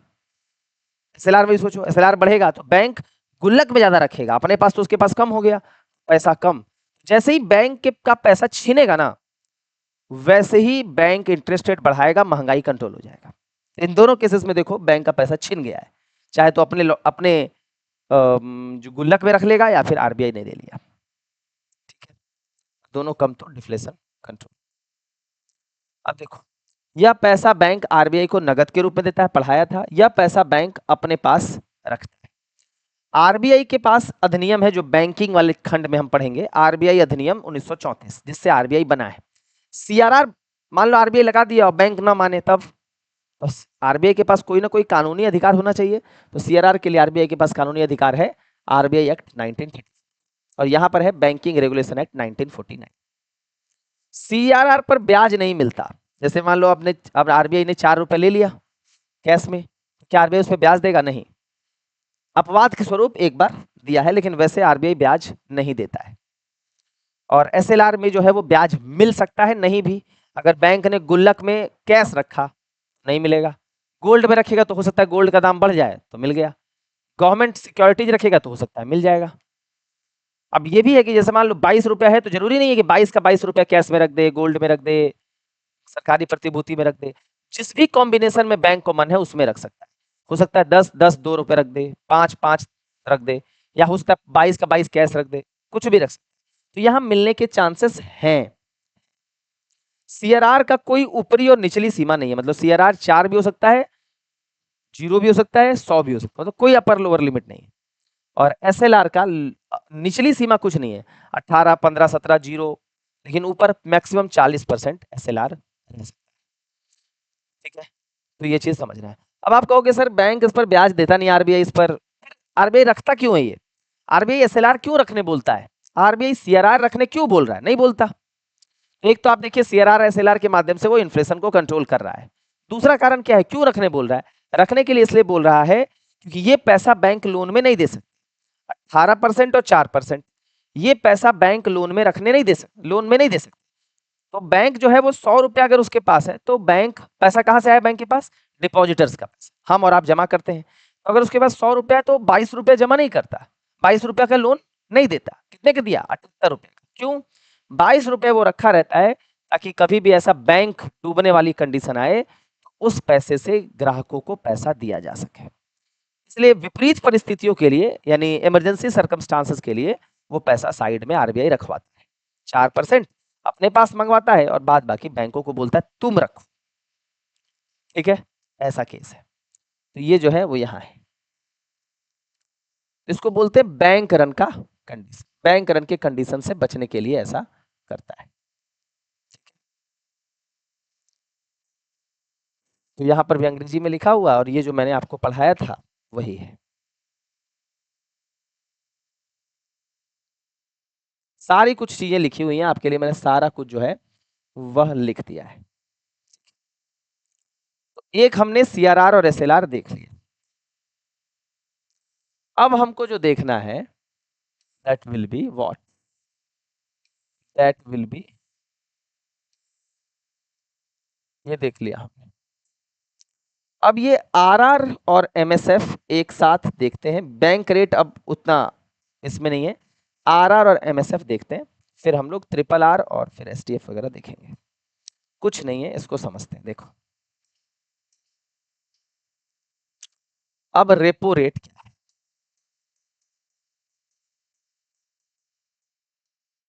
और इसी से मिलता जुलता चीज है एमएसएफ, दोनों में कुछ बेसिक डिफरेंसेस है, इसको समझते हैं। आगे समझ लेते हैं, फिर बेसिक डिफरेंस को समझ लेंगे। प्रोसेस सेम है, बस कुछ माइन्यूट डिफरेंसेस है। ठीक है, दोनों चीज सेम। रेपो रेट हो गया, इसको बोलते हैं मार्जिनल स्टैंडिंग फैसिलिटी,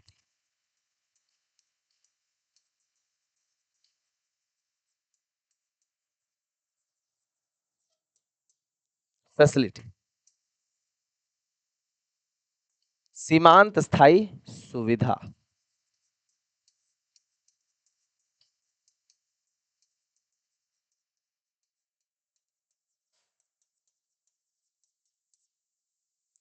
सीमांत स्थायी सुविधा।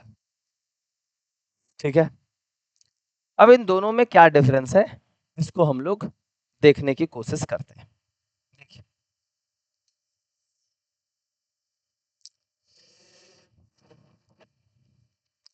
देखिए जैसे जो रेपो रेट है, अब वो क्या है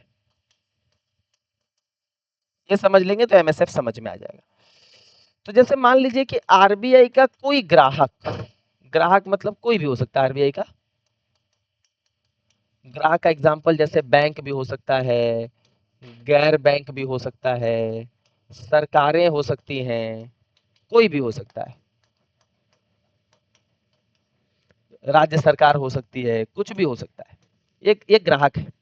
तो हम यहाँ ग्राहक अभी बैंक को मान रहे हैं बस, अब सारे ग्राहक से तो एग्जांपल नहीं समझा सकते, बस ये बैंक को हम ग्राहक मानते हैं, कस्टमर ऑफ आरबीआई। ठीक है, आपको लिखना कुछ नहीं, सारा कुछ लिखा हुआ जब मिल ही रहा है तो फिर लिखना क्यों है, अपने अंडरस्टैंडिंग को बेहतर करिए इकोनॉमी में। ठीक है, तो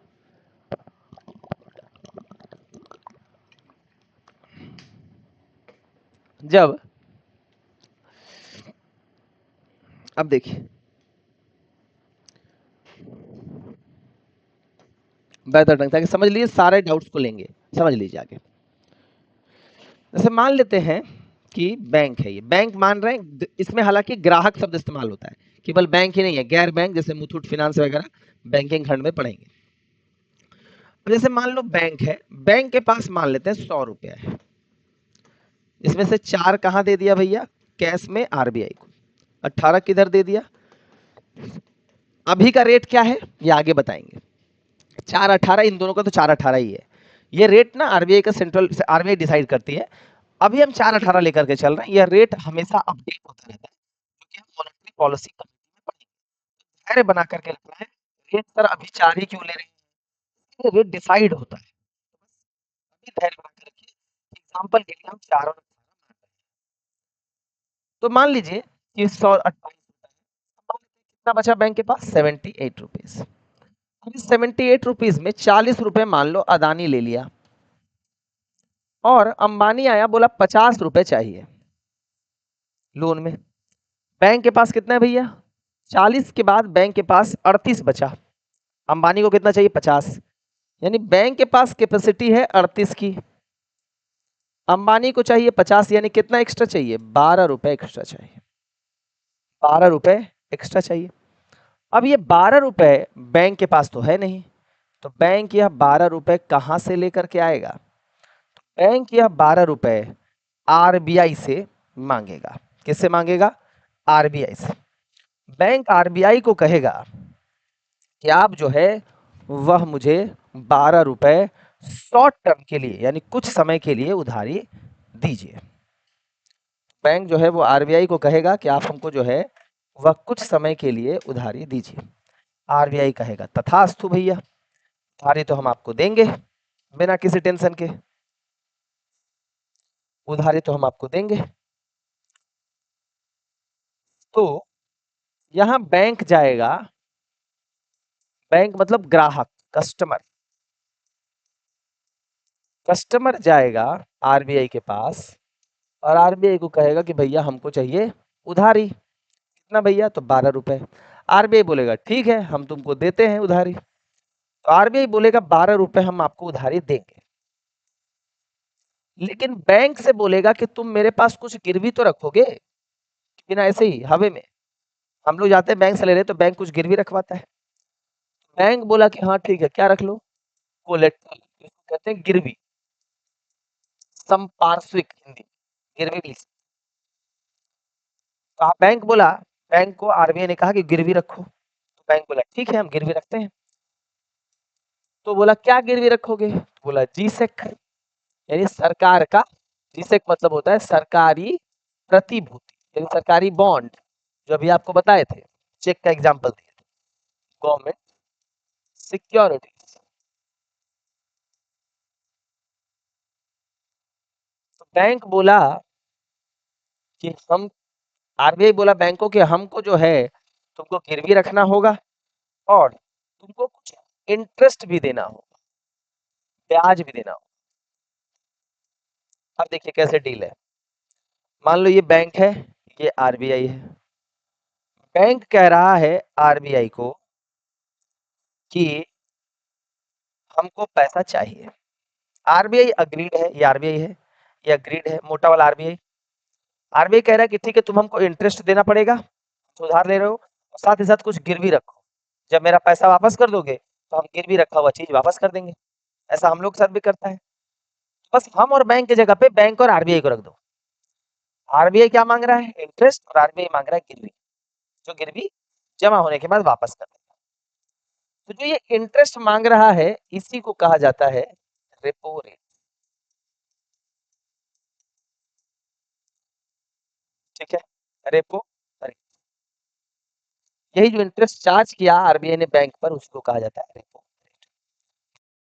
रखा वो तो भविष्य में वापस कर देगा जैसे ही ब्याज और मूलधन जमा हो जाएगा।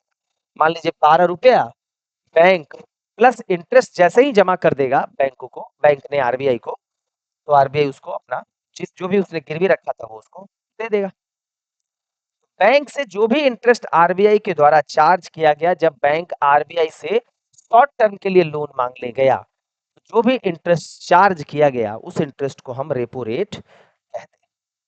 अब आपके मन में एक सवाल उठ सकता है कि सर यहाँ पर जो उधार गिरवी रख रहा है ये तो जीसेक है, और जीसेक तो हमारे पास यानी सरकार का बॉन्ड है, सरकार का बॉन्ड हमने अभी पढ़ा था कि एसएलआर में बैंक अपने गुल्लक में सरकार का बॉन्ड भी रख सकता है, कैश भी रख सकता है, बॉन्ड भी रख सकता है और सोना भी रख सकता है।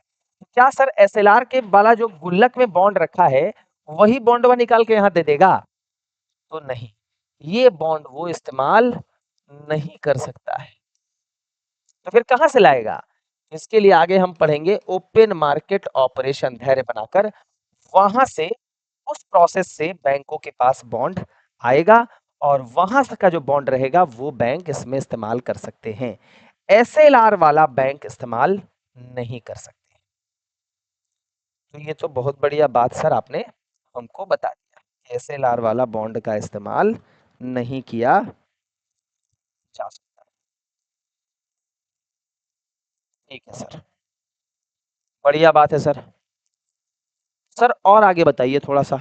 चलिए भाई, अब मान लीजिए कि आरबीआई ने उधार दिया बैंक को, बैंक क्या है? कस्टमर, बैंक के अलावा भी बहुत सारे कस्टमर हैं। मान लेते हैं आरबीआई 4% पर उधार दे रही है, एक एग्जांपल लिया है ये, ठीक है। तो बैंक जो है वो कस्टमर से कितना लेगा? मान लेते हैं 6% लिया, मान लीजिए। अगर आरबीआई ने ये दर मान लो 6% कर दिया, यानी रेपो रेट अगर बढ़ा दिया, तो बैंक कस्टमर से भी रेट क्या लेंगे? ज्यादा। यानी जैसे जैसे रेपो रेट बढ़ेगा वैसे वैसे कस्टमर के लिए भी इंटरेस्ट रेट, ब्याज दर बढ़ जाएगा। और जैसे जैसे कस्टमर के लिए ब्याज दर बढ़ जाएगा वैसे वैसे कस्टमर लोन लेना कम कर देगा। कस्टमर जैसे जैसे लोन लेना कम कर देगा, लोगों के पास पैसा कम हो जाएगा, फिर डिमांड कम हो जाएगा और फिर इन्फ्लेशन कम।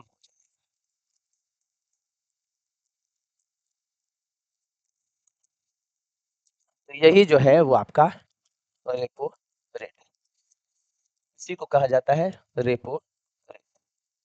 ठीक है जी।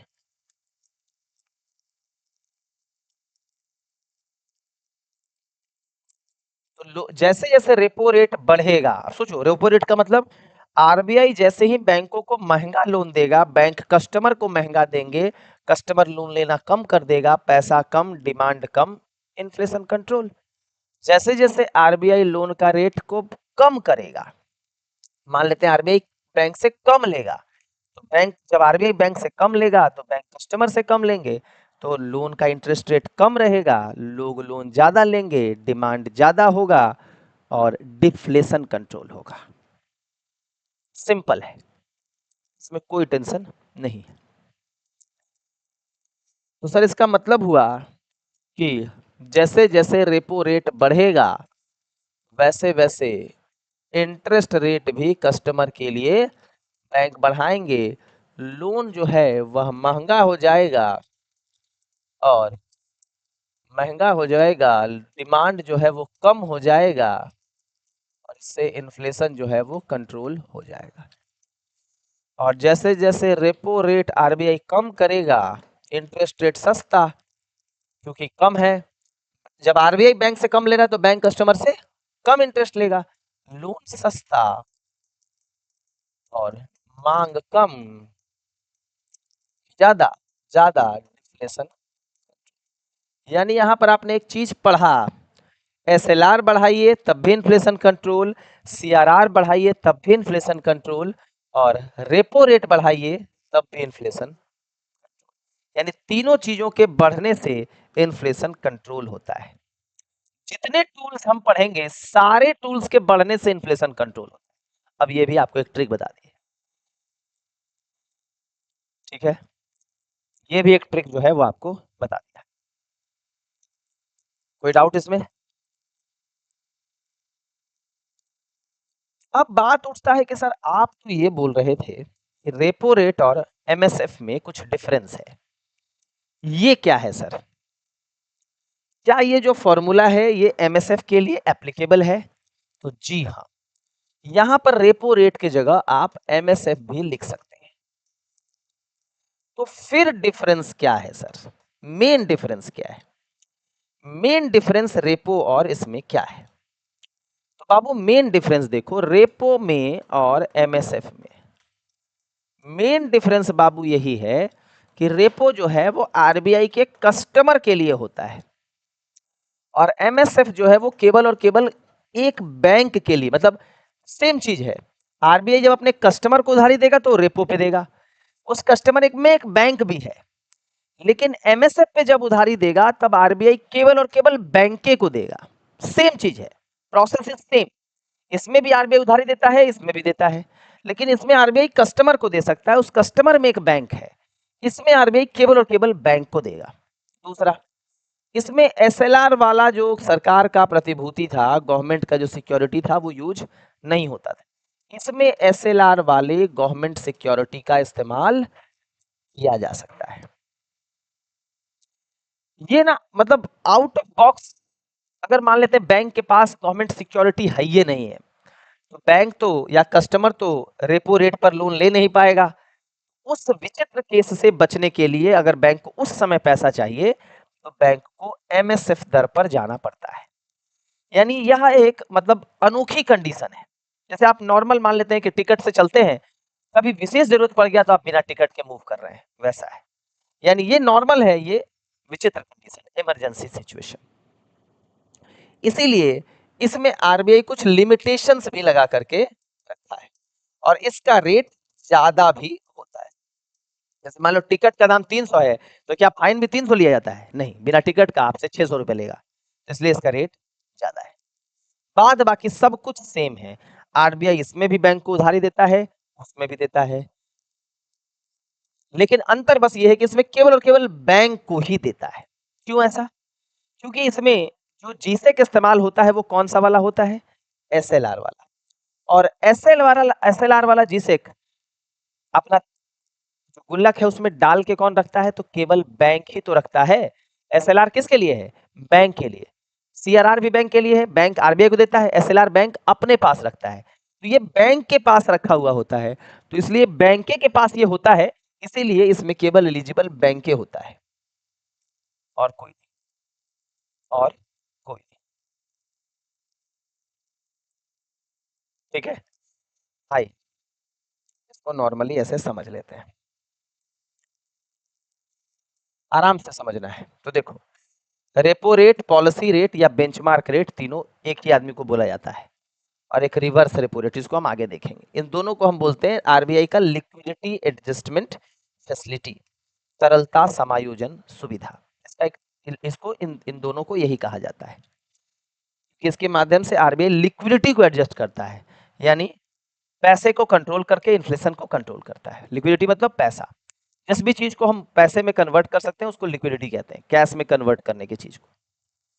तो रेपो रेट वह दर है जो आरबीआई अपने ग्राहकों को अल्पकाल के लिए ऋण देने के समय लेता है। इसके बदले सरकारी प्रतिभूति या टी बिल, जिसको हम सरकार का ही बिल है, T bill, treasury bill, SLR वाला नहीं, आरबीआई के समक्ष गिरवी रखना होता है। और अल्पकाल का मतलब क्या होता है? एक रात से 14 दिन तक इसमें बैंक आरबीआई से लोन ले सकते हैं। ग्राहक का मतलब बैंक, गैर बैंक, राज्य, केंद्र सरकार, सब कुछ है। रेपो रेट को रेडी फॉरवर्ड ट्रांजेक्शन भी कहते हैं। ये सब कुछ क्लियर है, इसमें कोई डाउट नहीं है। अब तीनों में अंतर देखो, ये आया था 2000 में, एमएसएफ आया 2011 में, और एक बैंक रेट है, हालांकि अब इसका इस्तेमाल नहीं होता है, लेकिन तीनों एक के जैसा है। इस तीनों में आरबीआई बैंक को उधार देता है, तीनों, मतलब बैंक इन द सेंस, एक में तो कस्टमर को देता है, एक में मेनली बैंक को देता है, मतलब इसमें आरबीआई उधार देता है। प्रोसेस तीनों का सेम है। अगर आपसे कोई पूछे रेपो रेट बढ़ने से इन्फ्लेशन कंट्रोल होता है, तो एमएसएफ बढ़ाने से क्या होगा? तो इन्फ्लेशन कंट्रोल। बैंक रेट बढ़ाने से क्या होगा? Inflation control. तीनों का प्रोसेस सेम है, आरबीआई इसमें तीनों उधार देता है, प्रोसेस तीनों का सेम है, बस थोड़ा सा अंदर में स्ट्रक्चर में अंतर है। इसमें अपने आरबीआई अपने ग्राहकों को देता है, जिसमें बैंक, गैर बैंक सब आता है। इसमें केवल और केवल बैंक को ही उधार देता है, और इसमें भी केवल और केवल बैंक को ही देता था। अब इसका इस्तेमाल नहीं होता है, इसीलिए इस पर ज्यादा हम नहीं पढ़ेंगे। इसमें एसएलआर वाला जो प्रतिभूति है और जीसेक है उसका प्रयोग नहीं होता, इसमें होता है। ठीक है, और इसमें जो है वैसा कुछ बात नहीं था, एसएलआर और सीआरआर वाला। इसमें रेपो रेट आर है, इसमें अल्पकाल के लिए लोन मिलता है, इसमें R% प्लस X होता है। मतलब है कि जितना भी मान लो रेपो रेट अगर 5 है तो इसमें 5 से ज्यादा ही होगा। एमएसएफ मैंने बताया ना, MSF out of box context है कि नॉर्मल में आप टिकट लेके चल रहे हैं, ये बिना टिकट का है, बिना एसएलआर बिना जीसेक का है। उस केस के लिए आरबीआई इसको रखा है कि भाई इमरजेंसी कंडीशन में बैंक को अगर जरूरत है तो अगर उसके पास सरकार की प्रतिभूति नहीं है तब वो एसएलआर वाला इस्तेमाल कर सकता है। अब आप खुद सोचिए, एसएलआर वाला को उसने रखा है कि बैंक के बुरे कंडीशन के लिए, और कोई अगर बैंक एसएलआर वाला इस्तेमाल कर रहा है तो आरबीआई के लिए तो सही चीज नहीं है, इसलिए आरबीआई ने इसमें इंटरेस्ट रेट को बढ़ा करके रखा है।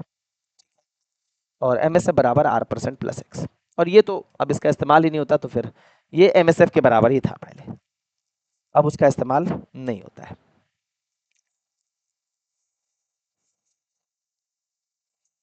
अब उसका इस्तेमाल नहीं होता है, अंग्रेजी में भी लिखा हुआ है, मेरा ही हैंड रिटन है, इसलिए आपको ज़्यादा दिक्कत नहीं आएगा, क्योंकि ऐसा नहीं क्योंकि इसे छापा हुआ है, मेरा ही है ये।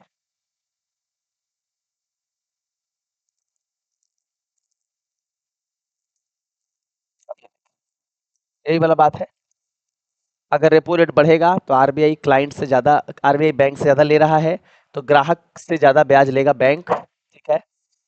तो रेपो रेट बढ़ा तो आरबीआई बैंक से लेगा, बैंक ग्राहक से लेंगे, और फिर ऋण महंगा, मांग कम, मुद्रास्फीति कम होगा।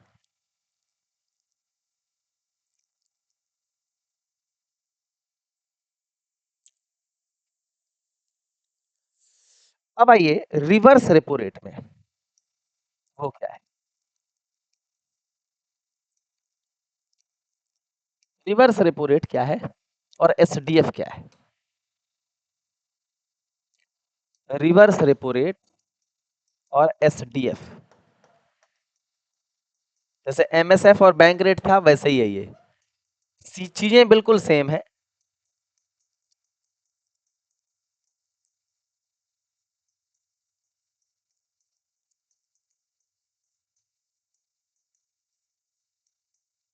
चीजें बिल्कुल ही सेम है, रिवर्स रेपो रेट और एसडीएफ दोनों चीजें जो हैं वो बिल्कुल ही सेम है, कोई अंतर इसमें नहीं है, ठीक है।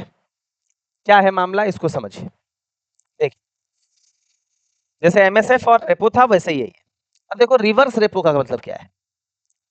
अब जैसे मान लेते हैं कि बैंक के पास या कस्टमर के पास, आरबीआई के कस्टमर के पास, जिसमें एक एग्जांपल क्या है, बैंक, आरबीआई के कस्टमर के पास अगर ज्यादा पैसा है, तो ज्यादा पैसा अगर है तो आरबीआई का कस्टमर क्या खेल कर सकता है, बैंक, ज्यादा पैसा है तो सस्ता में लोन बांट देगा सबको, सस्ता में लोन बांटेगा तो लोगों के हाथ में पैसा क्या होगा, खूब बढ़ जाएगा। तो बैंक क्या कर सकता है, मान लो उसके पास खूब पैसा है, सरप्लस पैसा है, तो क्या कर सकता है, सस्ता में दे दिया, सस्ता में दे देगा तो मनी जो है वो मार्केट में क्या होगा, बढ़ जाएगा, सबको लोन मिल रहा है, मनी बढ़ने से भविष्य में इन्फ्लेशन बढ़ सकता है, एमडीआई, मनी बढ़ेगा, डिमांड बढ़ेगा, इन्फ्लेशन। तो इससे बचने के लिए आरबीआई क्या करता है कि इनके पास जो सरप्लस पैसा है आरबीआई बोलता है हमको दे दो। तो बैंक को जो है, कस्टमर है, मतलब कस्टमर है बैंक, कस्टमर को आरबीआई कहता है कि जैसे पिछले बार हमको, हमसे तुमने लिया था, इस बार तुम हमको पैसा उधार दे दो, उधार मतलब एक्सेस पैसा हमको दे दो। तो ये जो बैंक है ये आरबीआई को एक्सेस पैसा देगा, लेकिन ये भी वही खेल करेगा जो पिछला बार आरबीआई ने करा था। आरबीआई ने क्या करा था, रेपो में आरबीआई बैंक को दिया था कितना रुपए, 12 रुपए, और बैंक से क्या क्या लिया था आरबीआई, तो एक तो लिया था गिरवी रखवाया था, क्या, जी से, एसएलआर वाला नहीं, और दूसरा क्या लिया था, इंटरेस्ट रेट। तो सेम चीज, बस बैंक की जगह आरबीआई को रख दो, आरबीआई की जगह बैंक को रख दो। तो अब यहाँ क्या करेगा, बैंक आरबीआई को देगा और आरबीआई से मांगेगा इंटरेस्ट, क्या मांगेगा, इंटरेस्ट दो भाई। आरबीआई को बोलेगा भैया मेरे पास क्या रखो, जी से। तो अब आरबीआई जो चीज पिछला बार रेपो रेट में बैंक दे रहा था, अब इस बार कौन देगा, आरबीआई। आरबीआई क्या क्या देगा, इंटरेस्ट रेट, और आरबीआई देगा गिरवी रखेगा, तब जाकर के बैंक अपना सरप्लस पैसा आरबीआई को दे देगा। जब सरप्लस पैसा दे देगा तो इन्फ्लेशन कंट्रोल हो जाएगा।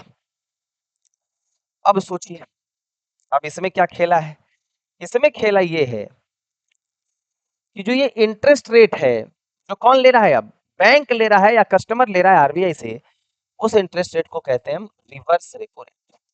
सेम चीज है, बस उल्टा है। यानी यहां पर कौन ले रहा था, आरबीआई जो बैंक से ले रहा था उसको हम उस इंटरेस्ट रेट को रेपो कह रहे थे। यहां बैंक ले रहा है आरबीआई से, उसको कहते हैं रिवर्स रेपो रेट। ठीक है, रिवर्स रेपो रेट। अब सवाल ये उठता है कि रेपो रेट जब बढ़ा था तो क्या हुआ था, और रिवर्स रेपो रेट बढ़ेगा तो क्या होगा। मान लो रिवर्स रेपो रेट अगर बढ़ा, ठीक है, अगर आरबीआई, सब कुछ कौन बढ़ाता घटाता है, बैंक नहीं, बैंक का इच्छा नहीं है, आरबीआई बोलता है हम इतना देंगे, यानी कि बैंक बोल रहा है कि हम इतना लेंगे, ऐसा नहीं है। ठीक है, तो यह रिवर्स रेपो रेट जो है, या मान लो आरबीआई ने बढ़ा दिया, ठीक है, तो रिवर्स रेपो रेट जब बढ़ेगा तो बैंक पैसा किसको देना चाहेगा, कस्टमर को या आरबीआई को। तो आप कहोगे देखो रिवर्स रेपो रेट अगर उसको ज्यादा मिल रहा है तो बैंक सोचेगा कि कस्टमर को नहीं देते हैं, किसको दे देते हैं, आरबीआई को, क्योंकि कस्टमर में पैसा डूबने का भी डर होता है। और आरबीआई दे ही रहा है, थोड़ा बहुत कम है, चलो मैनेज हो जाएगा, और आरबीआई को दे देगा तो बैंक के पास सारा पैसा किसको दे दिया, आरबीआई को, तो बैंक का लोनेबल फंड क्या हो जाएगा, कम। बैंक का लोनेबल फंड कम हो जाएगा, यानी बैंक के पास पैसा कम हो जाएगा, सारा पैसा आरबीआई को दे देगा। इससे बैंक जो है वो ब्याज दर ज्यादा वसूलेगा। लोनेबल फंड अगर कम हो गया, ब्याज दर ज्यादा हो जाएगा। पढ़े थे स्टार्टिंग में, लोनेबल फंड और ब्याज दर उल्टा है, और अगर ब्याज दर ज्यादा हो जाएगा तो फिर महंगाई नियंत्रित।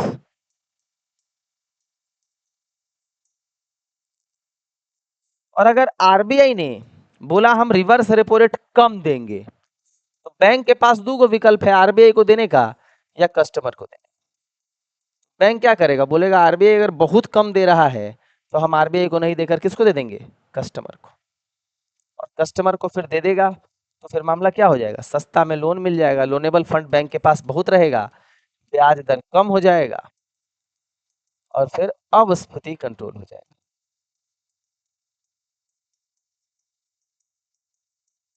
कहने का मतलब समझ में आ रहा है आपको। अगर आरबीआई ने बोला कि हम रिवर्स रेपो रेट तुमको ज्यादा देंगे, मतलब तुमको ज्यादा इंटरेस्ट देंगे, तुम हमको दे दो, बैंक दे देगा या कस्टमर दे देगा आरबीआई को। तो आरबीआई को दे देगा तो फिर सब पैसा किसके पास चला गया, आरबीआई के पास। तो जनता के लिए कम हो गया, तो कम हो गया लोनेबल फंड जनता के लिए, जनता के लिए है, तो जनता के लिए अगर कम हो गया तो ब्याज दर बढ़ा देगा, महंगाई नियंत्रित। यानी अगर रिवर्स रेपो रेट में बैंक सारा पैसा अगर आरबीआई को दे देता है, आरबीआई उसको लालच देता है, अगर आरबीआई को दे देता है तो महंगाई कंट्रोल हो जाएगा। और अगर आरबीआई को नहीं देकर के ग्राहक को देगा तब मंदी कंट्रोल हो जाएगा या अपस्फीति कंट्रोल हो जाएगा। तो चारों के चारों में, रेपो रेट हो, रिवर्स रेपो रेट हो, सीआरआर हो, एसएलआर हो, चारों के चारों को जब आप बढ़ाइएगा तो बैंक के पास कहीं ना कहीं पैसा कम हो जाएगा, और अगर कम हो जाएगा या ब्याज दर उसको कस्टमर से वो ज्यादा लेगा तो फिर इन्फ्लेशन कंट्रोल हो जाएगा। और चारों के चारों को घटाइएगा तो डिफ्लेशन कंट्रोल हो जाएगा। एक में इन्फ्लेशन कंट्रोल हो जाएगा और एक में डिफ्लेशन कंट्रोल हो जाएगा। तो फिर सवाल ये उठता है कि सर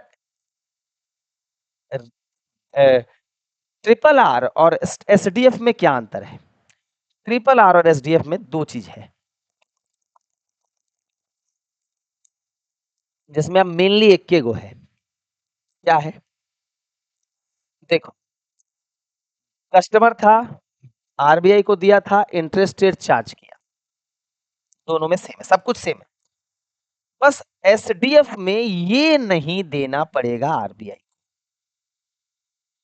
एसडीएफ में केवल और केवल जीसेक वो आरबीआई को नहीं देगा, बाद बाकी सब कुछ सेम रहेगा। यानी ये जो चीज है ये एसडीएफ के लिए भी वही होगा। तो चाहे रिवर्स रेपो रेट से समझ लो या एसडीएफ से समझ लो, दोनों से इन्फ्लेशन कंट्रोल होगा बढ़ाने पर और घटाने पर डिफ्लेशन। बस अंतर एसडीएफ और रिवर्स रेपो रेट में यही है कि रिवर्स रेपो रेट में बैंक या कस्टमर आरबीआई से इंटरेस्ट चार्ज करते हैं, ये एसडीएफ में भी करेंगे, लेकिन एसडीएफ में आरबीआई को सरकारी प्रतिभूति देना नहीं पड़ेगा। रिवर्स रेपो रेट में आरबीआई को सरकारी प्रतिभूति देना पड़ता था, बस यही अंतर। यानी बिना प्रतिभूति वाला reverse repo rate SDF rate है, बिना प्रतिभूति वाला सब कुछ सेम होगा, बस प्रतिभूति नहीं देगा। एमएसएफ में क्या अंतर है? एमएसएफ में एसएलआर वाला दे सकता है और केवल बैंक को मिलता है, लेकिन एसडीएफ में केवल और केवल एसएलआर मतलब जीसेक वाला अंतर है, बस दोनों के बीच का डिफरेंस यही है। अब आरबीआई ग्राहकों से अधिशेष राशि लेगा, मतलब बैंक, ग्राहक मतलब बैंक, तथा आरबीआई इसके बदले ब्याज देगा, वही ब्याज दर रिवर्स रेपो है। आरबीआई यहाँ ग्राहकों के पास सरकारी प्रतिभूतियां गिरवी रखता है और ब्याज देता है, समझ गए? अगर रिवर्स रेपो रेट ज्यादा होगा तो बैंकों को आरबीआई ज्यादा ब्याज दे रहा है, क्योंकि repo rate reverse repo rate ज्यादा कर दिया आरबीआई ने, सारा कुछ आरबीआई के द्वारा ही डिसाइडेड है। बैंक ज्यादा पैसा आरबीआई को देगा, बैंक का लोनेबल फंड यानी ऋण राशि कम हो जाएगा, जनता के लिए ऋण महंगा हो जाएगा, मुद्रास्फीति कम हो जाएगी। ये रिवर्स रेपो रेट का है। और स्टैंडिंग जो डिपॉजिट फैसिलिटी, एसडीएफ का फुल फॉर्म क्या है? स्टैंडिंग डिपॉजिट फैसिलिटी, स्थायी जमा सुविधा। इसको उर्जित पटेल कमेटी के द्वारा 2013 में रेकमेंड किया गया था। ये क्या है? अनकोलेटरलाइज्ड रिवर्स रेपो रेट, यानी बिना, जो बस सब कुछ सेम है। रिवर्स रेपो रेट में आरबीआई को बैंक देता है, ये भी ठीक है, एसडीएफ में भी देगा। आरबीआई से इंटरेस्ट लेता है, वो भी ठीक है, बस आरबीआई इसमें कोलेटरल नहीं देगा, बस यही अंतर है। तो the bank lends to the RBI in return for which RBI gives interest rate, ये ठीक है, this interest rate is SDF rate. यहाँ पर RBI does not pledge collateral, यहाँ पर आरबीआई कोलेटरल गिरवी, सरकारी प्रतिभूति गिरवी नहीं रखेगा, बस यही अंतर है। यही अगर रखा लिख देंगे तो आरआरआर बन जाएगा रिवर्स रेपो रेट, और नहीं रखा लिखे हैं तो ये एसडीएफ हो जाएगा। 2018 में आरबीआई कानून में सुधार हुआ और इसे फिर पॉलिसी कॉरिडोर में शामिल किया गया, मतलब अपने पॉलिसी की लिस्ट में फिर इसको जो है वह उसने शामिल कर दिया। ठीक है, क्लियर है? यही जो है वो स्टैंडिंग डिपॉजिट फैसिलिटी।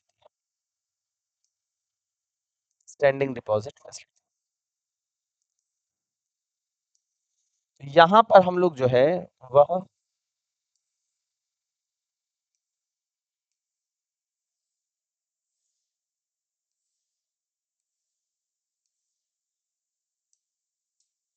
सारा जो है हम लोगों ने यहाँ तक पढ़ लिया। बस एक लास्ट पढ़ना है, open market operation. Open market operation, open market operation भैया क्या है? अब देखो ओपन मार्केट ऑपरेशन में क्या होता है। मान लो सरकार है, सरकार आरबीआई को बोलती है भैया पैसा लाओ, हमको हमको सर हमको मुफ्त में बांटो, मनरेगा में हमको पैसा देना है। आरबीआई जो है वो सरकार के बिहाफ पे बॉन्ड जारी करता है, ठीक है? तो आरबीआई सरकार के बिहाफ पे, यानी सरकार के नाम सरकार का है लेकिन जारी आरबीआई करता है। अब इस बॉन्ड को आरबीआई जो है वह सेल भी करता है, किसको किसको कर सकता है? बैंक को, नॉन बैंक को, कस्टमर को, हम और आपको, ग्राहक को, नॉर्मल नॉर्मल जो पब्लिक है उसको बेच सकता है। और बेचा हुआ चीज भविष्य में खरीद भी सकता है, परचेज भी कर सकता है इन्हीं से। देखो यहीं पर जब बैंक को बेचता है ना, तो यहीं पर बैंक के पास जीसेक आता है, जिस जीसेक का प्रयोग बैंक जो है वो भविष्य में कर सकता है। किसके लिए? रिवर्स रेपो रेट में लोन लेने के लिए, सॉरी, रेपो रेट में लोन लेने के लिए यहीं से बैंक कर सकता है। तो एसएलआर वाला नहीं है, एसएलआर में भी डालने के लिए भी यहीं से खरीद सकता है, और रेपो रेट पे लोन लेने के लिए भी यहीं से, जो खरीदा हुआ बैंक जो खरीदेगा ना आरबीआई से, उसी का इस्तेमाल वहां कर सकता है। अब बात ये उठता है कि आरबीआई अगर जीसेक या सरकार का बॉन्ड बेच रहा है, तो देखो बेचने से क्या होगा? अगर आरबीआई सरकार का बॉन्ड बेचेगा, पैसा किसके पास आएगा? मान लो हमने बेचा, आप, तो पैसा आप हमको देंगे, यानी पैसा जैसे ही वो बेचेगा पैसा किसकी तरफ चला जाएगा? आरबीआई की तरफ, यानी मार्केट से पैसा कम हो जाएगा। और मार्केट से जैसे ही पैसा कम हो जाएगा, क्या होगा? जैसे ही मार्केट से पैसा कम हुआ, एम कम, डिमांड कम, इन्फ्लेशन कंट्रोल, एमडीआई। पैसा मार्केट, देखो मार्केट में डलेगा, इन्फ्लेशन कंट्रोल, निकलेगा इन्फ्लेशन कंट्रोल। जैसे ही मान लो आरबीआई को महंगाई दिख रही है, बहुत महंगा हो रहा है चीज, तो आरबीआई एक उपाय और भी अपना सकता है कि आरबीआई अपना गवर्नमेंट का जो बॉन्ड है वो बेचे। तो बेचेगा तो सारे लोग गवर्नमेंट के बॉन्ड को खरीदेंगे, तो आरबीआई के पास पैसा आ जाएगा, मार्केट से पैसा कम हो जाएगा, इन्फ्लेशन कंट्रोल हो जाएगा। आरबीआई को लग रहा है भैया लोगों के पास पैसे नहीं है, मंदी चल रहा है, आरबीआई क्या करेगा, आरबीआई अब जो है ना वो आपके पास जो बॉन्ड था वो बोलेगा हमको बेचो। तो आप उसको जैसे ही बेचिएगा तो आरबीआई अब आपको पैसा देगा, तो आरबीआई जब पैसा देगा तब आपके पास पैसा बढ़ जाएगा, डिफ्लेशन कंट्रोल हो जाएगा। तो जब खरीदेगा तो आपसे कम हो जाएगा, इन्फ्लेशन कंट्रोल। जब बेचेगा तो मतलब बेचेगा मतलब आरबीआई जब आपसे खरीद रहा है और एक बार बेच रहा है, जब आरबीआई सेल करेगा बेचेगा तो इन्फ्लेशन कंट्रोल, जब आरबीआई आपसे खरीदेगा तो इन्फ्लेशन कंट्रोल।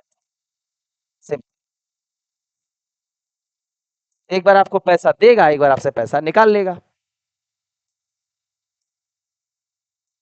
तो जब बेचेगा, देखिए प्रतिभूति बेच रहा है तो आप पैसा दे देंगे, इन्फ्लेशन कंट्रोल, पैसा आ गया इधर आरबीआई के पास। और जब खरीदेगा, आपसे खरीद रहा है तो पैसा आपको देगा, आपके पास पैसा बढ़ जाएगा, अब स्फीति कंट्रोल।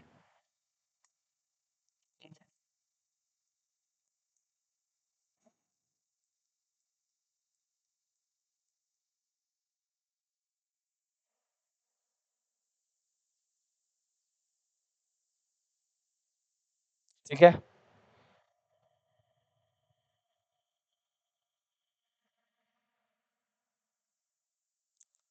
अब इसके तीन तरीके हैं। एक स्टरलाइजेशन, ओएमओ अलग अलग तरीके से करता है, मतलब इन सारे तरीके में एक चीज कॉमन है, आरबीआई सरकार के बॉन्ड को बेचता है या खरीदता है। बेचता जब है तो इन्फ्लेशन कंट्रोल करना चाहता है, जब खरीदता है तो उससे डिफ्लेशन कंट्रोल करना चाहता है। और उसके इस तीनों तरीके में ये चीज कॉमन है, और ये तीनों तरीके का इस्तेमाल अलग अलग जगहों पर आरबीआई करता है। तो बस इसका नाम हम ध्यान रखेंगे कि स्टरलाइजेशन एक ओपन मार्केट ऑपरेशन है, मतलब इसमें आरबीआई सरकार के बॉन्ड को खरीदता या बेचता है। तो ये मार्केट स्टरलाइजेशन और ऑपरेशन ट्विस्ट तीनों एक ही चीज है, लेकिन अलग अलग जगहों पर इसका इस्तेमाल होता है। अब वो कहाँ कहाँ होता है वो लीस्ट मतलब इम्पोर्टेंट टू नो, तो इसमें आपको जो है वो जेम्स बॉन्ड नहीं बनना है। ठीक है जी। अब अभी ये जो है फिलहाल अभी यही है कि जब सब कुछ को बढ़ाइएगा तो इन्फ्लेशन कंट्रोल, जब सब कुछ को घटाइएगा तो डिफ्लेशन कंट्रोल, ओएमओ खरीदेगा तो डिफ्लेशन कंट्रोल, बेचेगा आप ऐसा देंगे इन्फ्लेशन कंट्रोल। तो ये सबसे इन्फ्लेशन कंट्रोल होगा, बेचेगा तो इन्फ्लेशन। अभी अभी फिलहाल जो रेट है वो यही है, याद रखेंगे इसको। अभी फिलहाल जून 2025 का रेट जो है वो यही है।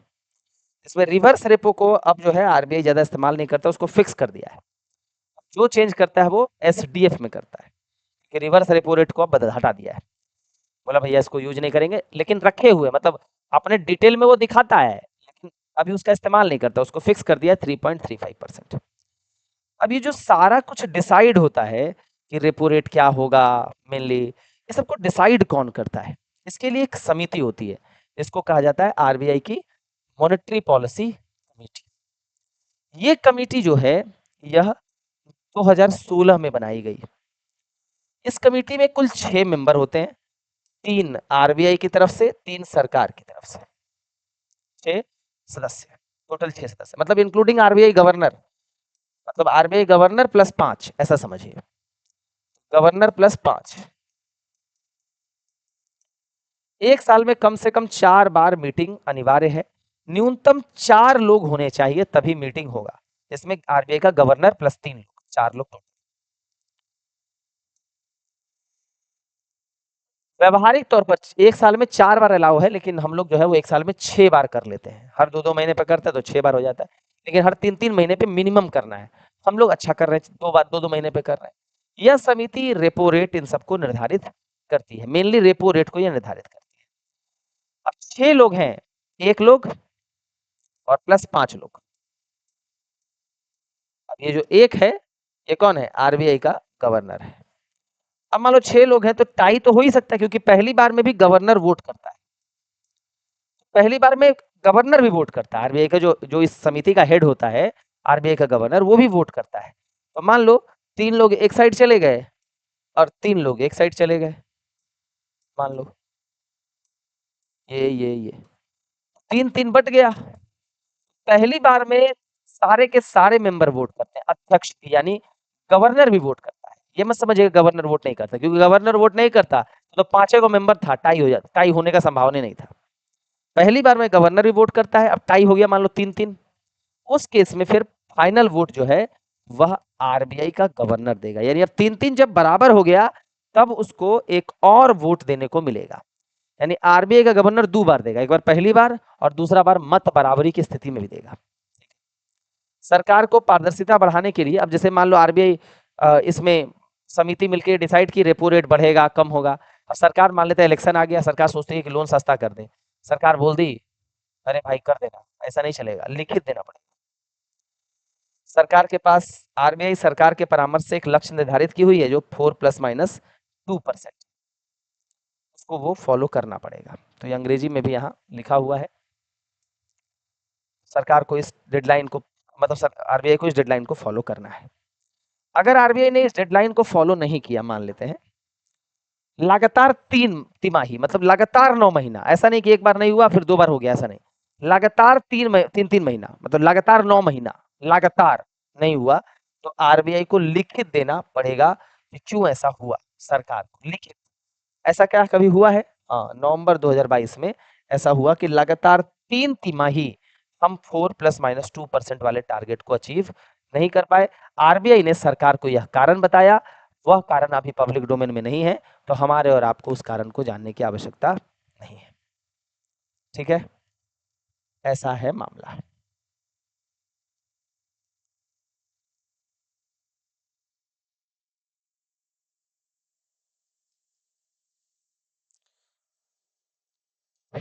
तो हम अगली क्लास में जो है वह अब क्या पढ़ेंगे?